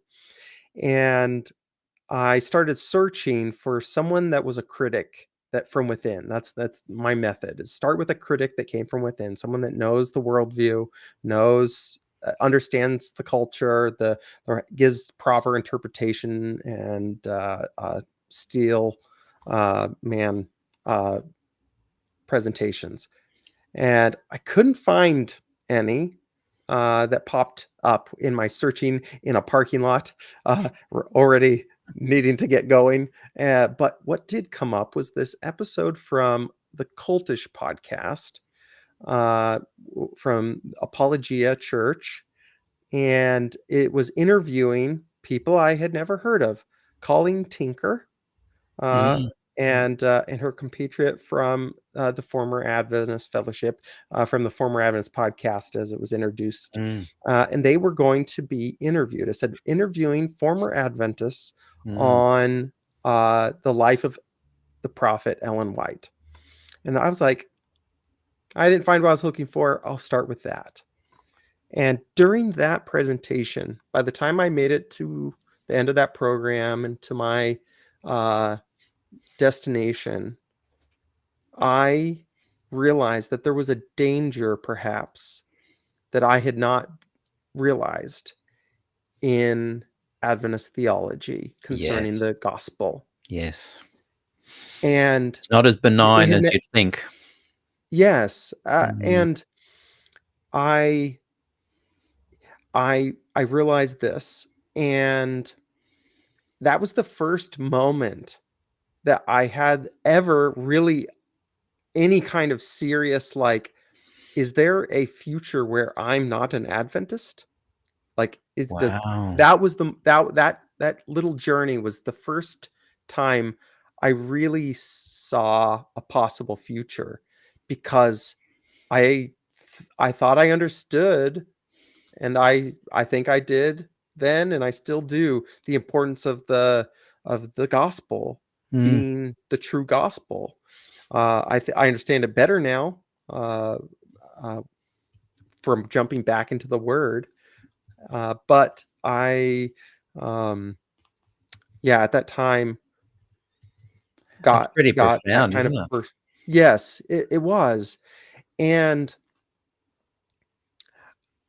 in that moment, I knew I was going to have to go in on everything. I needed to be really, really certain, because if I was going to leave, because for me, you know, family, so this same story for so many of us, family, community, identity, um, being a part of something special, different, set apart, um, having a unique position within the grand story. All of that was, if I was going to really consider, I was going to need to be very certain for myself. And so I Mhm. shared all this with my wife. I sent her the podcast. She stayed up too late listening to it. After I'd already, been listening to it for hours. She started late, and by the next morning, we both said we have to throw everything in, and so we did our best. Yeah. Wow. We started exposing ourselves to more of the critics, Dale Ratzlaff and uh, uh, DM Canwright. In reverse, by the And way. Not sure if you can what? switch it around. Oh, just when you've Oh, held up writing.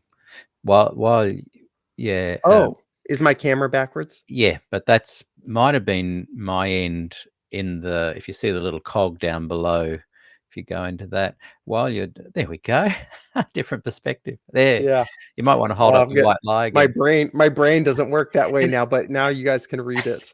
isn't that Yes. amazing that that Yeah. book you read it now and it feels like you're reading a recent release. Oh my word. It's incredible. Hey, and I'm also just Yes. gonna quickly bring up onto the screen, the actual Mm, interview you're talking about because yes. that had a profound impact on me. I'd already left about 8 years before watching this, but, Mhm. um, a shout out to both I think it's, is it Nikki and Colleen there in the Yes, picture?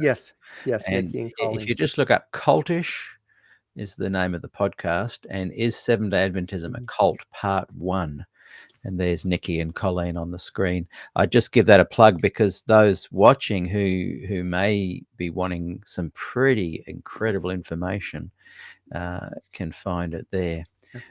If anyone is also, if you're interested in Mormon apologetics or evangelism and apologetics for Mormon evangelism, Apologia and Cultish, that's their bread and butter. That's Yes. they're in this country. I think they're the best out there that I know of that's Mm, actually trying to like take it on mm, head first. So mm. anyway, just throwing that out there as well Yeah. for We've got I've got Apologia some Church. interviews with Mormons coming up soon, actually, in Oh, a week or really? 2. Oh, that's Yeah. very. So it's very Oh, that's interesting awesome. timing. So Hmm. I'll message. Um, I'll I was just trying to show the scale of what I was uh you know there's the Dale Ratzlaff Just hold those up books. again. It's good for people to have a little, Yeah, yes, Sabbath in yeah, Christ, cultic yeah, doctrine. and cultic doctrines of the Seventh Day Adventists, Yeah, and the former Adventist Fellowship, the Assurance Ministries have incredible yeah, resources for anyone yeah, watching that's kind of borderline in the Adventist church. They're incredible resources. I just want to bring up while and you're just looking there, just quickly, Neil Hush wrote, if the great controversy in heaven vision was hijacked from Paradise Lost, then everything after this is questionable. Very true. And what's that? Oh, yeah. Oh, there we go. Paradise Lost That is very by good Milton. read, that one. Yeah, Yes. yeah. Yeah, very good timing there, sir. Very good, Neil. Um, Thank you. um, uh, Yes, just read that. Got to catch up with yeah, Steve when I was in California recently too, and um, that's sang at so his cool. sang at his church. I It was haven't met amazing. any of these people. All of these people are just giants in my life, Yeah. because I'm so new. Well, But well, I yes, it met is. Nikki and Colleen at the conference in February, and you should go next time. I I would think it's love to. an annual thing. James Andres can keep us in the loop with when it's on. But I met a lot of I would people that like I to. chatted to here and met online at the conference. It was just fantastic. Awesome. Yes, Mm. I would like to go. I would Yeah, like to go. yeah. Um, and then I needed I needed the apologist, and I needed an authority. And so this is something that I can't remember if it was before we went live or not, but was said um, about, you know, there's a million different perspectives out there Mm. from Adventists on, is it oh, I don't prescribe to that one of the beliefs, or that part's never sat right with me. I don't believe in that. And you mentioned, there's different factions, or different points are stressed in different areas and groups. So I just can't, I couldn't, the systematic part of me, I can't deal with that. I can't deal with 30 million members, different opinions on what an Adventist is. Yeah. To make a decision on whether this was a place I should be or not.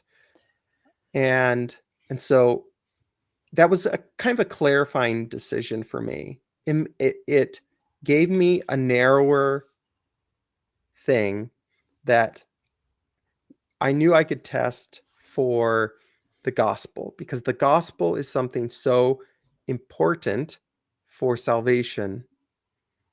And I knew that if orthodoxy, what I'm calling orthodoxy or official Adventist theology, messed with the gospel in a compromising way, that was enough, because it doesn't matter where or more specifically for my interests, my children, where are Mm. they going to end up in this community, Mm.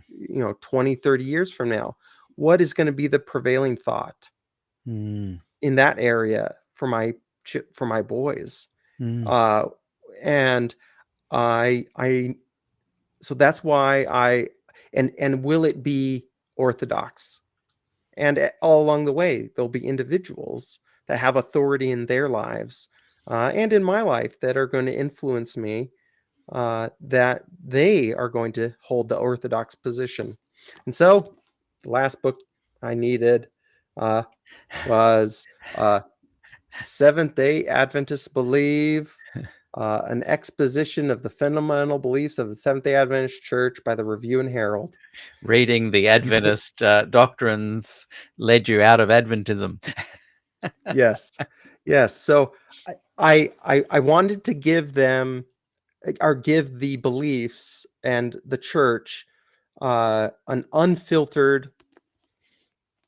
I don't know Dale. I didn't have the honor of knowing him before he passed, and maybe he's setting up a straw man here, and I don't know it. He is not representing their position. He's defeating a position that they don't hold. I don't know if he is or not. I'm not saying Mm. he did. I'm No, saying no, no. that's the concern I I know what have. your point is, that, yeah, to Yes, and really so find out, you've got to go to the source. yes, and this is where Adventists will say, like I said, that, oh, I don't hold that position, but I couldn't work with that. I had to Mm. work with the official, the Orthodox, Mm. and so I went there, and I was so thankful to Colleen and Nikki and their podcast, because at that time they had just, I think, just finished or were just finishing a series on the fundamental beliefs, where they were doing a 28-part series on the Mm. fundamental beliefs, and that helped a lot. And it helped me conception or see a point of Christianity that I just was not exposed to. I feel like the rest of Christendom had been misrepresented to me, kind of in that same way, setting up a straw man, you Yeah, know, very much so. misrepresenting their position and then defeating it, arguing Yes. against it. Yeah. And Colleen and Nikki were so pivotal in, helping me under or being open up to even the possibility of some understanding a spiritual birth, like that concept. I I'm not decided on many doctrines right now. I'm still Mm, searching, but having someone that understood my worldview and knew what I was not exposed to and what I was missing was so helpful. mm, mm, So um, working through the fundamental beliefs, and then of course Miles Christian with with answering Adventism. I came across him right before I concluded Ellen was a false prophet, and he made me so uncomfortable, and I did not like it, and I yeah. Uh, So I love him now because I so appreciate his desire to um, battle the lines mm, and defend Christianity uh, from what it isn't. mm, And so that is confrontational, mm, and so I'm just saying that for everyone that may not know him, and it might be a little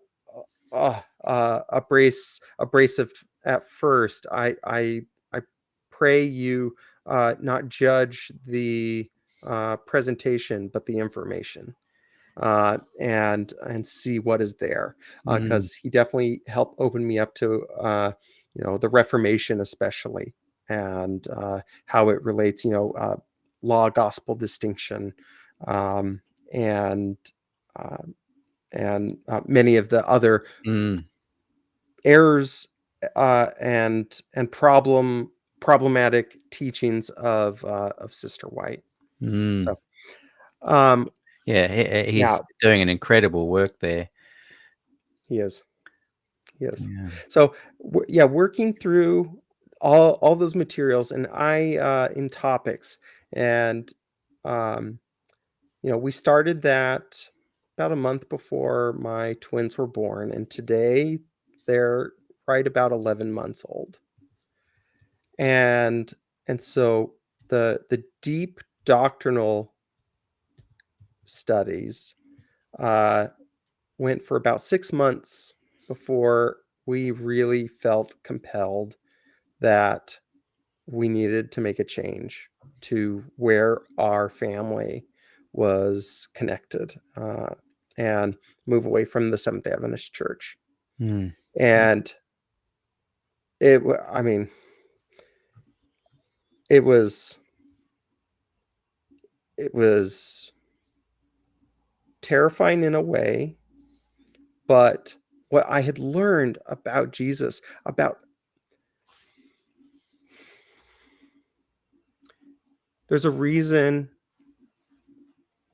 uh, Proclaim Magazine, that ministry that Colleen Tinker is with, the former Adventist Fellowship, is called Life Assurance Ministries. As a You asked me at the onset of this, you asked me about fear as a child. I don't know that I had this fear as a child, but as an adult, interesting. I Mm, I had the fear that I knew my weakness. I know that I don't know myself perfectly. Uh, I don't know how I'm going to react in every situation. So the fear that I grew over the course of my life was that when the end times came, how am I certain that I know how I would respond? mm, Would I turn away to save my life or the life of my children, mm, and give up my place in the church, in the remnant, in God's people, and in heaven, mm, to escape? Would I knew I was committed to Jesus and I loved him, but I knew I was a sinful man who who would want to not sin, but still sin. So how did I know that when I got to that point, when it was a difficulty of hard that I knew would be beyond anything I had experienced in my life, who's to say I wouldn't sin then and turn away from the Sabbath, the Yeah. seal of God, the Mm, sign of those that are sealed for Him in the end times, uh, as is taught. mm, And so that was the fear that I had, and to realize that the seal of God is the Holy Spirit, that the outward sign is that we love one another. mm,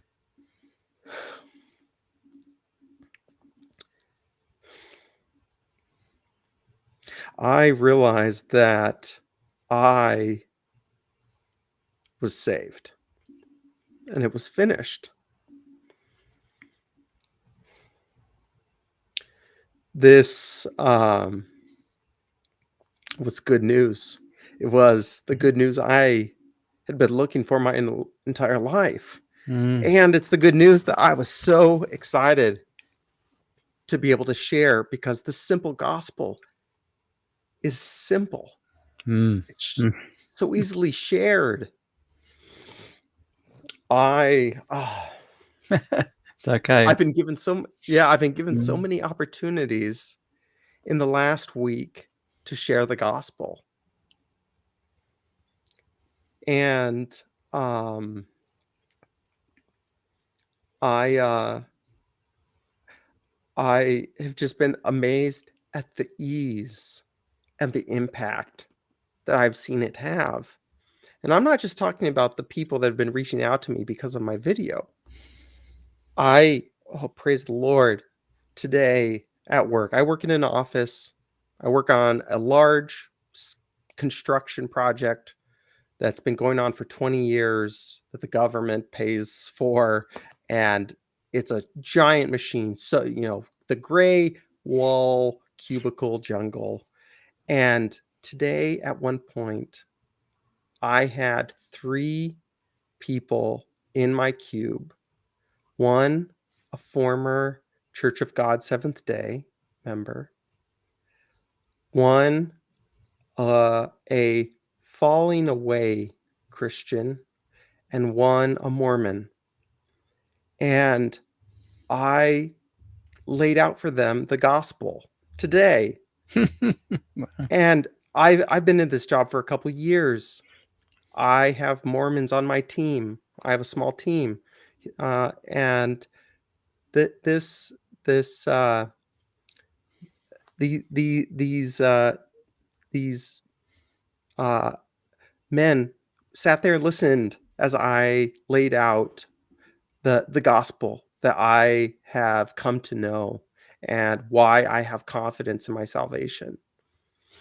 And what a if I had tried to do that with the investigative judgment and the 3 angels message and the health message mm, and the and 1844 in mm, Daniel 9 mm. uh And even the Sabbath as a law and salvation issue. yes, Yeah. all of it. I Yeah. am I am so thankful for the gospel, Mm, and that it is something that I can tell people about in my day-to-day life. mm. And And you can and tell that the joy is coming through you as well, like in ways that you may not have felt in the past. yes. When Yeah. you when you're on that moment of wow, I'm gonna, you've decided with your wife we are going to Yeah. leave, Yeah. and I'm interested in finding out where you fellowship now. So just pop that in the back of your mind too. But Mhm. did you have a moment?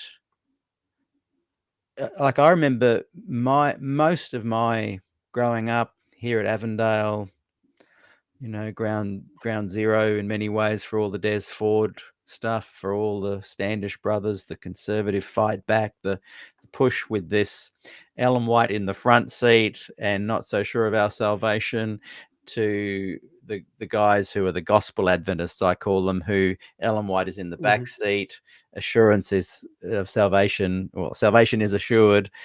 That kind of gospel Adventist, I was kind of hanging out with that crowd, and even up to when Sure. I left, that's and many of them express a kind of a joy for the gospel, and have found a gem of the gospel, being able to weave in the Sabbath and other things, and a different version of the sanctuary and righteous by faith, and so I don't criticize them. But did you have a thought? I'll stay, but I'll just hang out more with these guys. What made Yes. you think that even they were a kind of a straw man, false gospel as well, and would hold you back? So, the I might I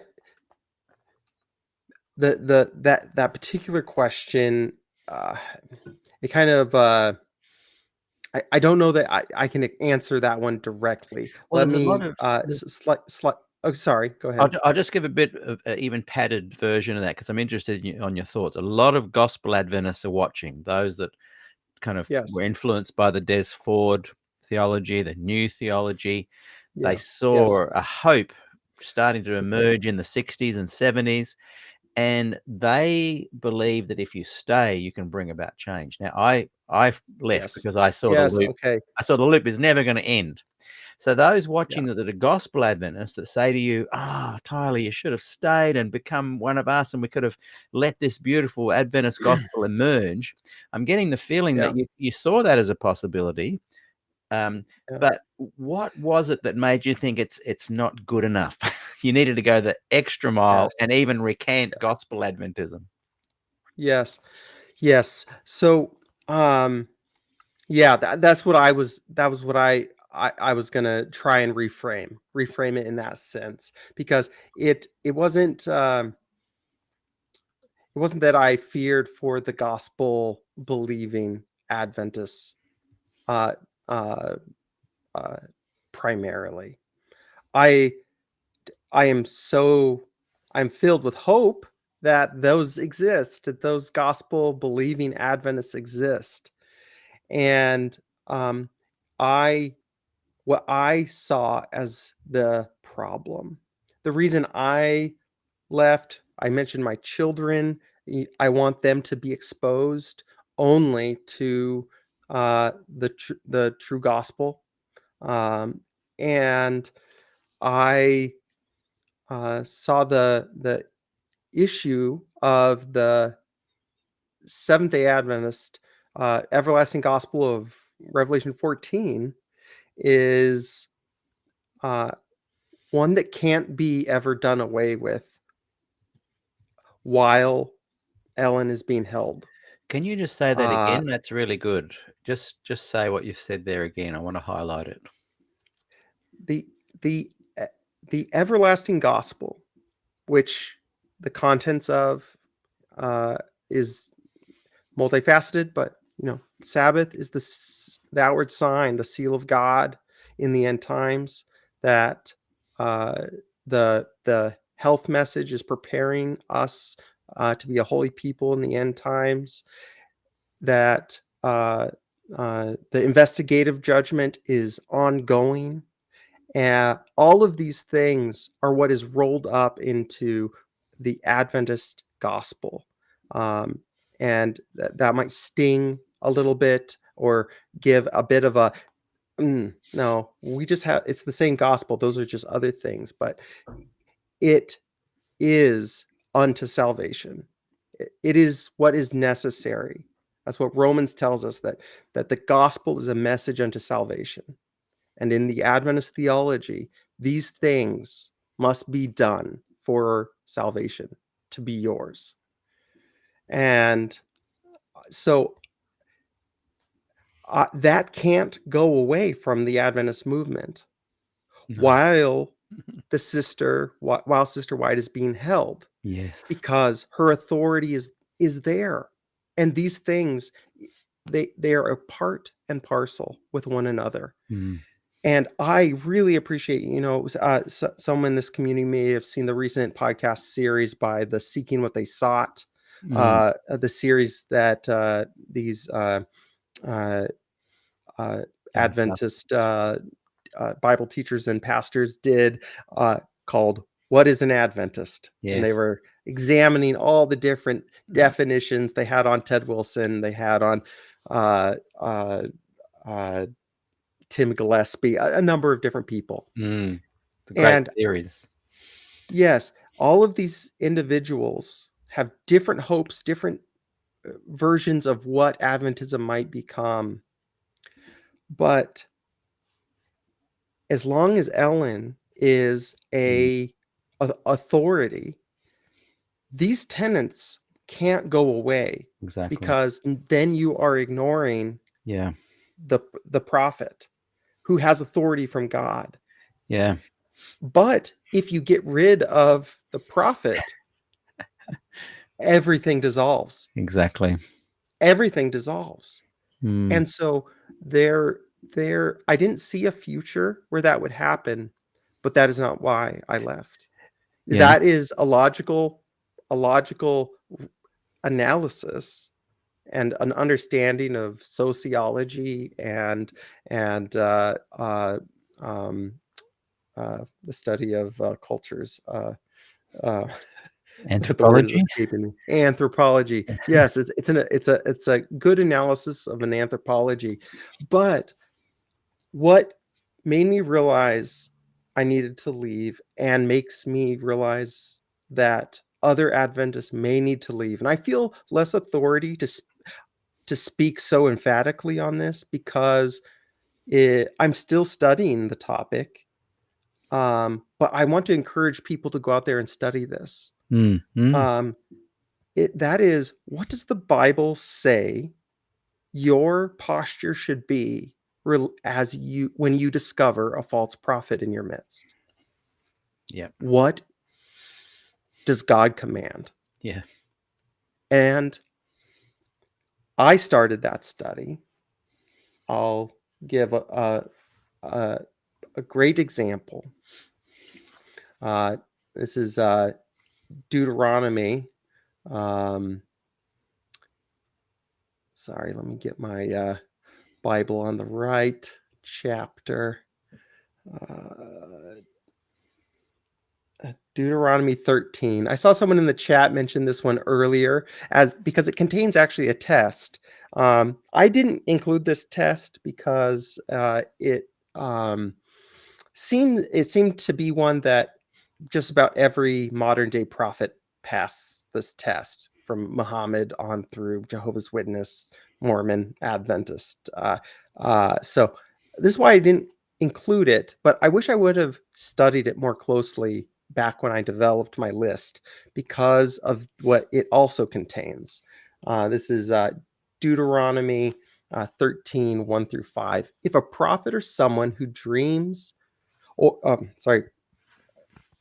excuse me, if a prophet or someone who dreams arises among you and proclaims a sign or a wonder to you, and that sign or wonder he promised to you comes about, but he says, let's follow other gods, which you have not known, and let's worship them. Do not listen to that prophet's words or to that dreamer, for the Lord is your God. So, moving on from the test, this is the part to focus on for this point I'm making. For the Lord your God is testing you to know whether you love the Lord your God with all your heart and with all your soul. Is God the one that you love and respect above all else that is presented before you? You must follow the Lord your God and fear him. You must keep his commands and listen to him. You must worship him and remain faithful to him. That prophet or dreamer must be put to death, because he has urged rebellion against the Lord your God, who brought you out of the land of Egypt and redeemed you from your place of slavery, to turn you from the way of the Lord has commanded you to walk. Mm. You must purge evil from you. Wow. And this is just one example. It's pretty emphatic.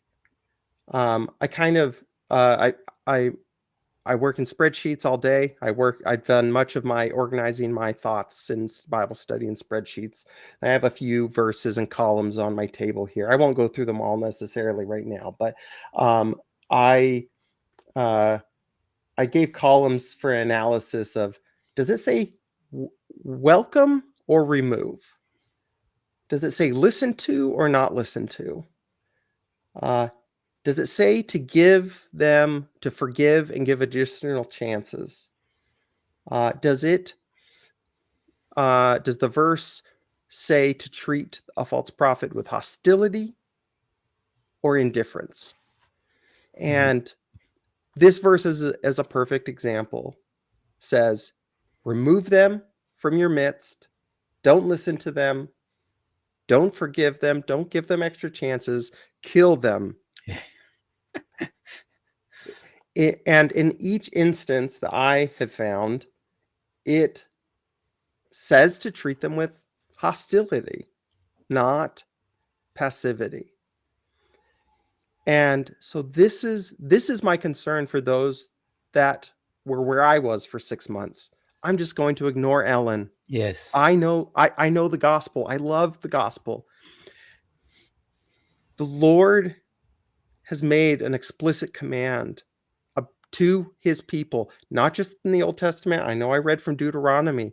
There are passages in the New Testament that speak about a response to false prophets. Mm-hmm. And in each case, it is all negative, never positive, never neutral. Mm. And so I realized that I would be intentionally, knowingly, especially after this study, Right. being in rebellion against what my Lord and Creator has commanded me, because he knows that the devil is more clever than Tyler Morgan. And as smart and as hard as Tyler Morgan thinks he is and tries to work, devil's been around a long time and knows my blind spots, knows our blind spots better than I do. Mm. And so the Lord knows this and foreknew this and gave us instruction saying, remove them from your midst. Do not fraternize with them. I think of Saul going to the sorcerer to know whether to try and summon the spirit of Samuel to know if he should go to battle. And the next day he threw himself on a sword and was dead. Mm. And this is why I put out my video. Mm. I could have left quietly. I decided last fall to leave quietly. Oh, sorry for those of you on the down under. Yeah. That would be November, somewhere around the October-November Yeah. time frame for us here. I decided to leave, but this study and my realization of what the freedom that the gospel gives, I wanted to ring those bells, the Yeah. bell of evaluate. If you guys didn't see my video, I don't make any claims or information. I submit that she fails the tests, but I don't submit any information because I want people to go out there and dive into the word. There's no danger for those that do know the gospel. In reality, know the gospel, there's no danger for them to go and study the gospel even deeper. Mm. And I'm finding there's a cost to coming out in such a loud way. You know, a former pastor, former youth minister, summer camp administrator is leaving, and So that has it's had some ripples, and Mhm. I'm realizing some of the costs of that. But to have someone that believes in a false gospel be one of those that decides to dive into the word and come to a different understanding Mhm. and comes to believe and is saved, that's worth whatever cost I might pay. Yeah. And so this is why I posted my video. And then the second bell being this one, that there's a danger to staying. There's a danger to this disobedience Mm. of sleeping with a cobra in your bedroom. Sure, you may make it through the night, but to do that knowingly and willingly when the Lord commanded you not to, Mm. uh, is dangerous Yeah. in my estimation. Well, what worries me is that one thing that kind of defines an Adventist church in many ways is that in a town you'll have one church that's a little bit more traditional and another one that's a little more Mhm. progressive, and churches that Yeah. have two kind of Adventists in the one are always fighting. It's something that Mhm. almost is a hallmark of an Adventist church. There's going to be tension, Yeah. and people come to a town and they decide which one they're going to go to or which side of the church. And so, like your analogy there with the cobra, in many ways, you could have the best possible gospel Adventist message and bring people in and not talk about Ellen White, but once they come in, there's some pretty big potholes they can fall into. Um, Yeah. Lurking at every point of Adventism. Yeah. You become a Baptist or an Anglican or Episcopalian, all different religions and denominations, and there's pitfalls you'll fall into. But Yeah. the stark difference between the traditional Adventists, historicists, yeah, you feel warm and fuzzy when you watch Doug Batchelor, but you go deep into the doctrine and the time of trouble and the plan of salvation and standing without a mediator and Mhm. a test Yeah. and keeping the commandments.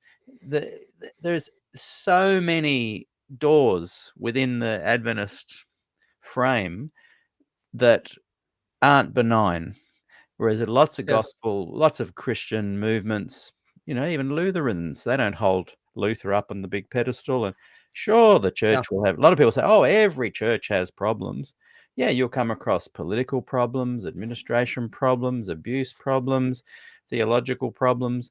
But Adventism has a unique kind of, it's like in a sad way, the gospel Adventist, the one that has the gem of Adventism that stays and focuses on Jesus and the good stuff, is almost a sales Mhm. funnel to take people down to the more murky aspects of Adventism. Yes. I the as I was listening to as I was listening to that series at the time when I was listening to that series of What is an Adventist, and that was kind of what the hosts were really presenting was Adventism can change. It is changing. There's movement. Um, they painted this picture, and the thought I had to myself at the time was, how many souls will be lost between now and then? And it's not But changing. by the time that Yeah, change happens, yeah, that incremental change of yeah. attrition and generations rising and how Uh, many will be and lost to a false yeah, gospel? and my suggestion and my wake up call, my reason for leaving, really in a nutshell, was observing this loop where every new little generation that pops up, and your 22 to 36 generation, is told the lie, offered false hope. We're changing. It's changing. Be a part of the change. It's changing. And it's not. And I've watched a lot of Mhm. those guys you're mentioning, and I just think, you're just perpetuating that myth that it's going to change. It is not. Adventism is not changing. You'll see Yeah, this. It's not like a pendulum swinging from left to right, that every standards and how your modes of worship and all of that shifts more conservative left and right. Adventism's like being strapped to a tree with rubber bands, and some people pull away and they snap back. They snap yeah. back. It's not the Uh, tree there's changing. a It's a it- snap back it's loop. not a tree. It's a pillar. There's a Yeah. pillar, Yeah. and that pillar Yeah. is Yeah. the everlasting gospel that is sitting in a foundation of of a prophet. Yeah. And look, And and mhm, I was just going to say, I get a bit of pushback. People say I'm blaming the silence of the good guys. Um, and people like the podcast you're talking about, they're the good guys, and they're speaking up boldly, and they're saying, "Hey, change is yeah, happening," and whatnot. But the reality is, it's not changing. And the reality is that the good guys are a bit silent. And that doesn't mean that that attributes blame. We're just kind of observing facts. And the more I look into this, the more I'm, you know, the more I see the danger in Adventism as a gospel. Like yeah. it's a counterfeit. It is. You know, the Mormon Church, they put on their pamphlet. I don't know if it's the same pamphlet in every country, but there's a pamphlet that every Mormon missionary hands out, and it, it's called the Gospel Restored. And I found one of the many that I probably have floating around my house at this point, from all this time. But I came upon one of them after learning all of this, and I was like, they put it right out there on their sleeve that they have a different gospel. Yeah. And and you just go to Galatians 1:6 through 9, you read it, and you're like, Mormonism isn't for me, but Adventism, you have to dig a little deeper Yeah. when you're in it. I think Yeah. people from the outside, Christians from the outside, I think perhaps they see it more quickly. Exactly. But when you're in it, you have to dig Yeah. to really realize what the gospel is Yeah. in your church. What is the biblical concept of gospel? What Yeah. are the contents of that gospel versus the contents of the Adventist gospel and how it Yeah. is built? And I Yeah. I I will, yeah, that's why I'm doing this, and for love of Jesus's children, and I want them to know and Mhm. be with him and me. Mate, that's a good point to wrap up this conversation. I'd love to have you back. No. And I know that I've chatted and said, oh, I hope you do continue on in the social media world and maybe start your own channel and with a specific Adventist content, because I think more voices are needed, and there's a bit of a renaissance of people speaking up, and people can't be shut down anymore. You mentioned earlier about in the 70s and 80s, you'd Mhm. raise issues and it'd just be shut down, and you know Yeah. the but these days they can't silence the voices. And I just Yes. think, I just want to encourage you. I just think that you've got a Thank you. unique take on it, and if Hmm. from everyone from Academy Apologia to Test the Prophet to Answering Adventism to Arthur and Teresa's, Adventist talks. Uh, Mhm. there's so did I say Test the Prophet? So many Yes. people out there speaking up, but I think there needs to be even more.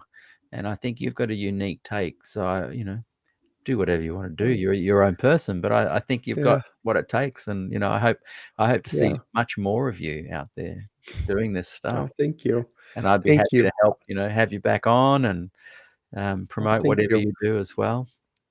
All right. Yes, yeah, y- I, when I was a student at Southern, I was friends with the film kids, the film majors. Yeah. I was helped them with all their student films, and I absorbed a few things along the way, and with all Yeah. my church and camp ministry, learning how to work with lights and PA systems and audio equipment, and you had your background in Music and stuff. performance Yeah. and Yeah. music and stuff, and Yeah. so it. because of all of that, I feel like it's interesting that I have this experience of having know how to do some of these things. So Some of the tech I'm stuff as well. Yeah. yeah, yeah, and I'm wondering if the Lord has a plan for me there, and I've been praying about that specifically. So I would Yeah. appreciate the prayers of your of the viewers, that He would Yeah. guide me in what I should do. I have like I said, I have twin infants or Yeah. twin babies right now, 4 kids, full time job. So I've Big. been praying, Lord, if you have this for me, uh, you're it's going to be your plan being executed because I don't know how to do it. And I think my advice, whatever it's work, when if you're like I'm a busy person. I love everything I do. Nothing is a Mhm, chore. I'm mhm. having a ball. The older I get, the happier I am for some reason. I love creative endeavors and doing creative stuff. And there's lots. If people think this is my only thing, there's lots of stuff I'm doing, and I love it. Of But course, of um, course. but my advice is, if you're busy, to do it live, and they're not worrying Mm, about editing. It's literally go live, have a couple hours or 1 hour, mm, whatever you decide to do, and it's done. It's up there. Then you're on to your next thing. What I've had trouble with that's is, like wise. season 2, as I was saying, trying to get all the really interesting Hmm. conversations there up onto the platform, because they weren't live to YouTube and are hard to find in Facebook. It was hours of editing, and I'm just not that guy. So yeah, that's my advice: Yeah. just turn it on, make your time, go live every week, 1 hour with Tyler, whatever. Um, and I just think that today has demonstrated that you've got a really unique perspective, knowledge, Mm. experience, multi-generational, and all the ingredients that can, I think, Yeah. stimulate some really interesting dialogue. So I wish you well, and Okay. someone, Thank you so much, Peter. yeah, no, my pleasure. It's been great chatting to you. Someone reminded me, um, where are you fellowshipping at the moment? Oh, yes. Um, to leave a a church that you feel you're leaving for doctrinal purposes, the last thing you want to do is find yourself in another problematic place. And so naturally, had some fear that I might not do it the right way, and have really struggled to n- have the right concept of what is important. And um, my wife and I, we did a grand tour of the churches in this area, and while also trying to speed our way through church history, which was not Yeah, something that we were yeah, educated on much, and we're still working on that. And yeah. anyway, Well, maybe find a we small are home group. yes, we are currently at Calvary Chapel on uh, a longer trial. This is a circle back to Calvary Chapel, and we are doing a longer trial with them. And but the thing that I am thrilled about is that where I land is going to be a place that teaches the gospel. I know I'm not going to agree with every principle of a particular group. And I want to make that point for anyone that feels that way, that's in Adventism, that says, "Ah, this church, they might be wrong about a couple things, but they're the most biblically sound church. They're the problem is what they're wrong about. They're wrong about the most important thing, the gospel. And non-salvation related uh, topics, those are ones that people debate. Mm, The rapture, is the rapture a thing? Is predestination a thing? You know, those you can believe one of those things, and I don't think, or one or the other on either of those yeah, topics. And They're not you salvation believe in the issues. gospel, you'll get to you'll die, and that won't come up. Yeah. Where were you? Yeah. Where were you at on covenant theology versus dispensationalist theology? Uh, Because only one can come in. So yeah. I will gladly take a community that preaches the gospel and I disagree with on one or two Yeah. Cool. non-salvation issues, Yeah. and I welcome that difference in my life Mm. and the life of my children over any gospel change. Yeah. So, Yeah. I like it. Thank you, Tyler. And Gillian Ford has been watching. She said she came in during the long goodbye we've been having for the last 5 minutes. Thank you. And Gillian, I interviewed last week. She's going to be back on again yes. very soon to Oh, finish great. our chat on Glacier View. Now, tomorrow, I'm just going to quickly bring this up on the screen. I have Bill Cork. I'm going to be interviewing tomorrow. And I just need to let everyone know the different time. I've learnt it's 7 p.m. Central Time and 10 a.m. Sydney, New South Wales time. So to our Aussie and New Zealand, South Pacific friends, it's 10 a.m. Sydney, New South Wales, and 7 p.m. Central time. I think that's Chicago. And what we're going to do is after the program, those of you that are watching, we did this once before and it was so much fun. We're going to have a post-show fun discussion. I'm just going to send everybody the link. Come on in. We're going to have a big chat with you guys that are watching. So yeah, because it's a bit of an earlier show. So hopefully everybody is awake still. So thank you again, Tyler. Everyone give him the big love hearts and the emojis and all that kind of stuff. And look forward to chatting with you again, Tyler. It has been fantastic. All the best. Yes, thank you. Thank you. I loved it. Bye.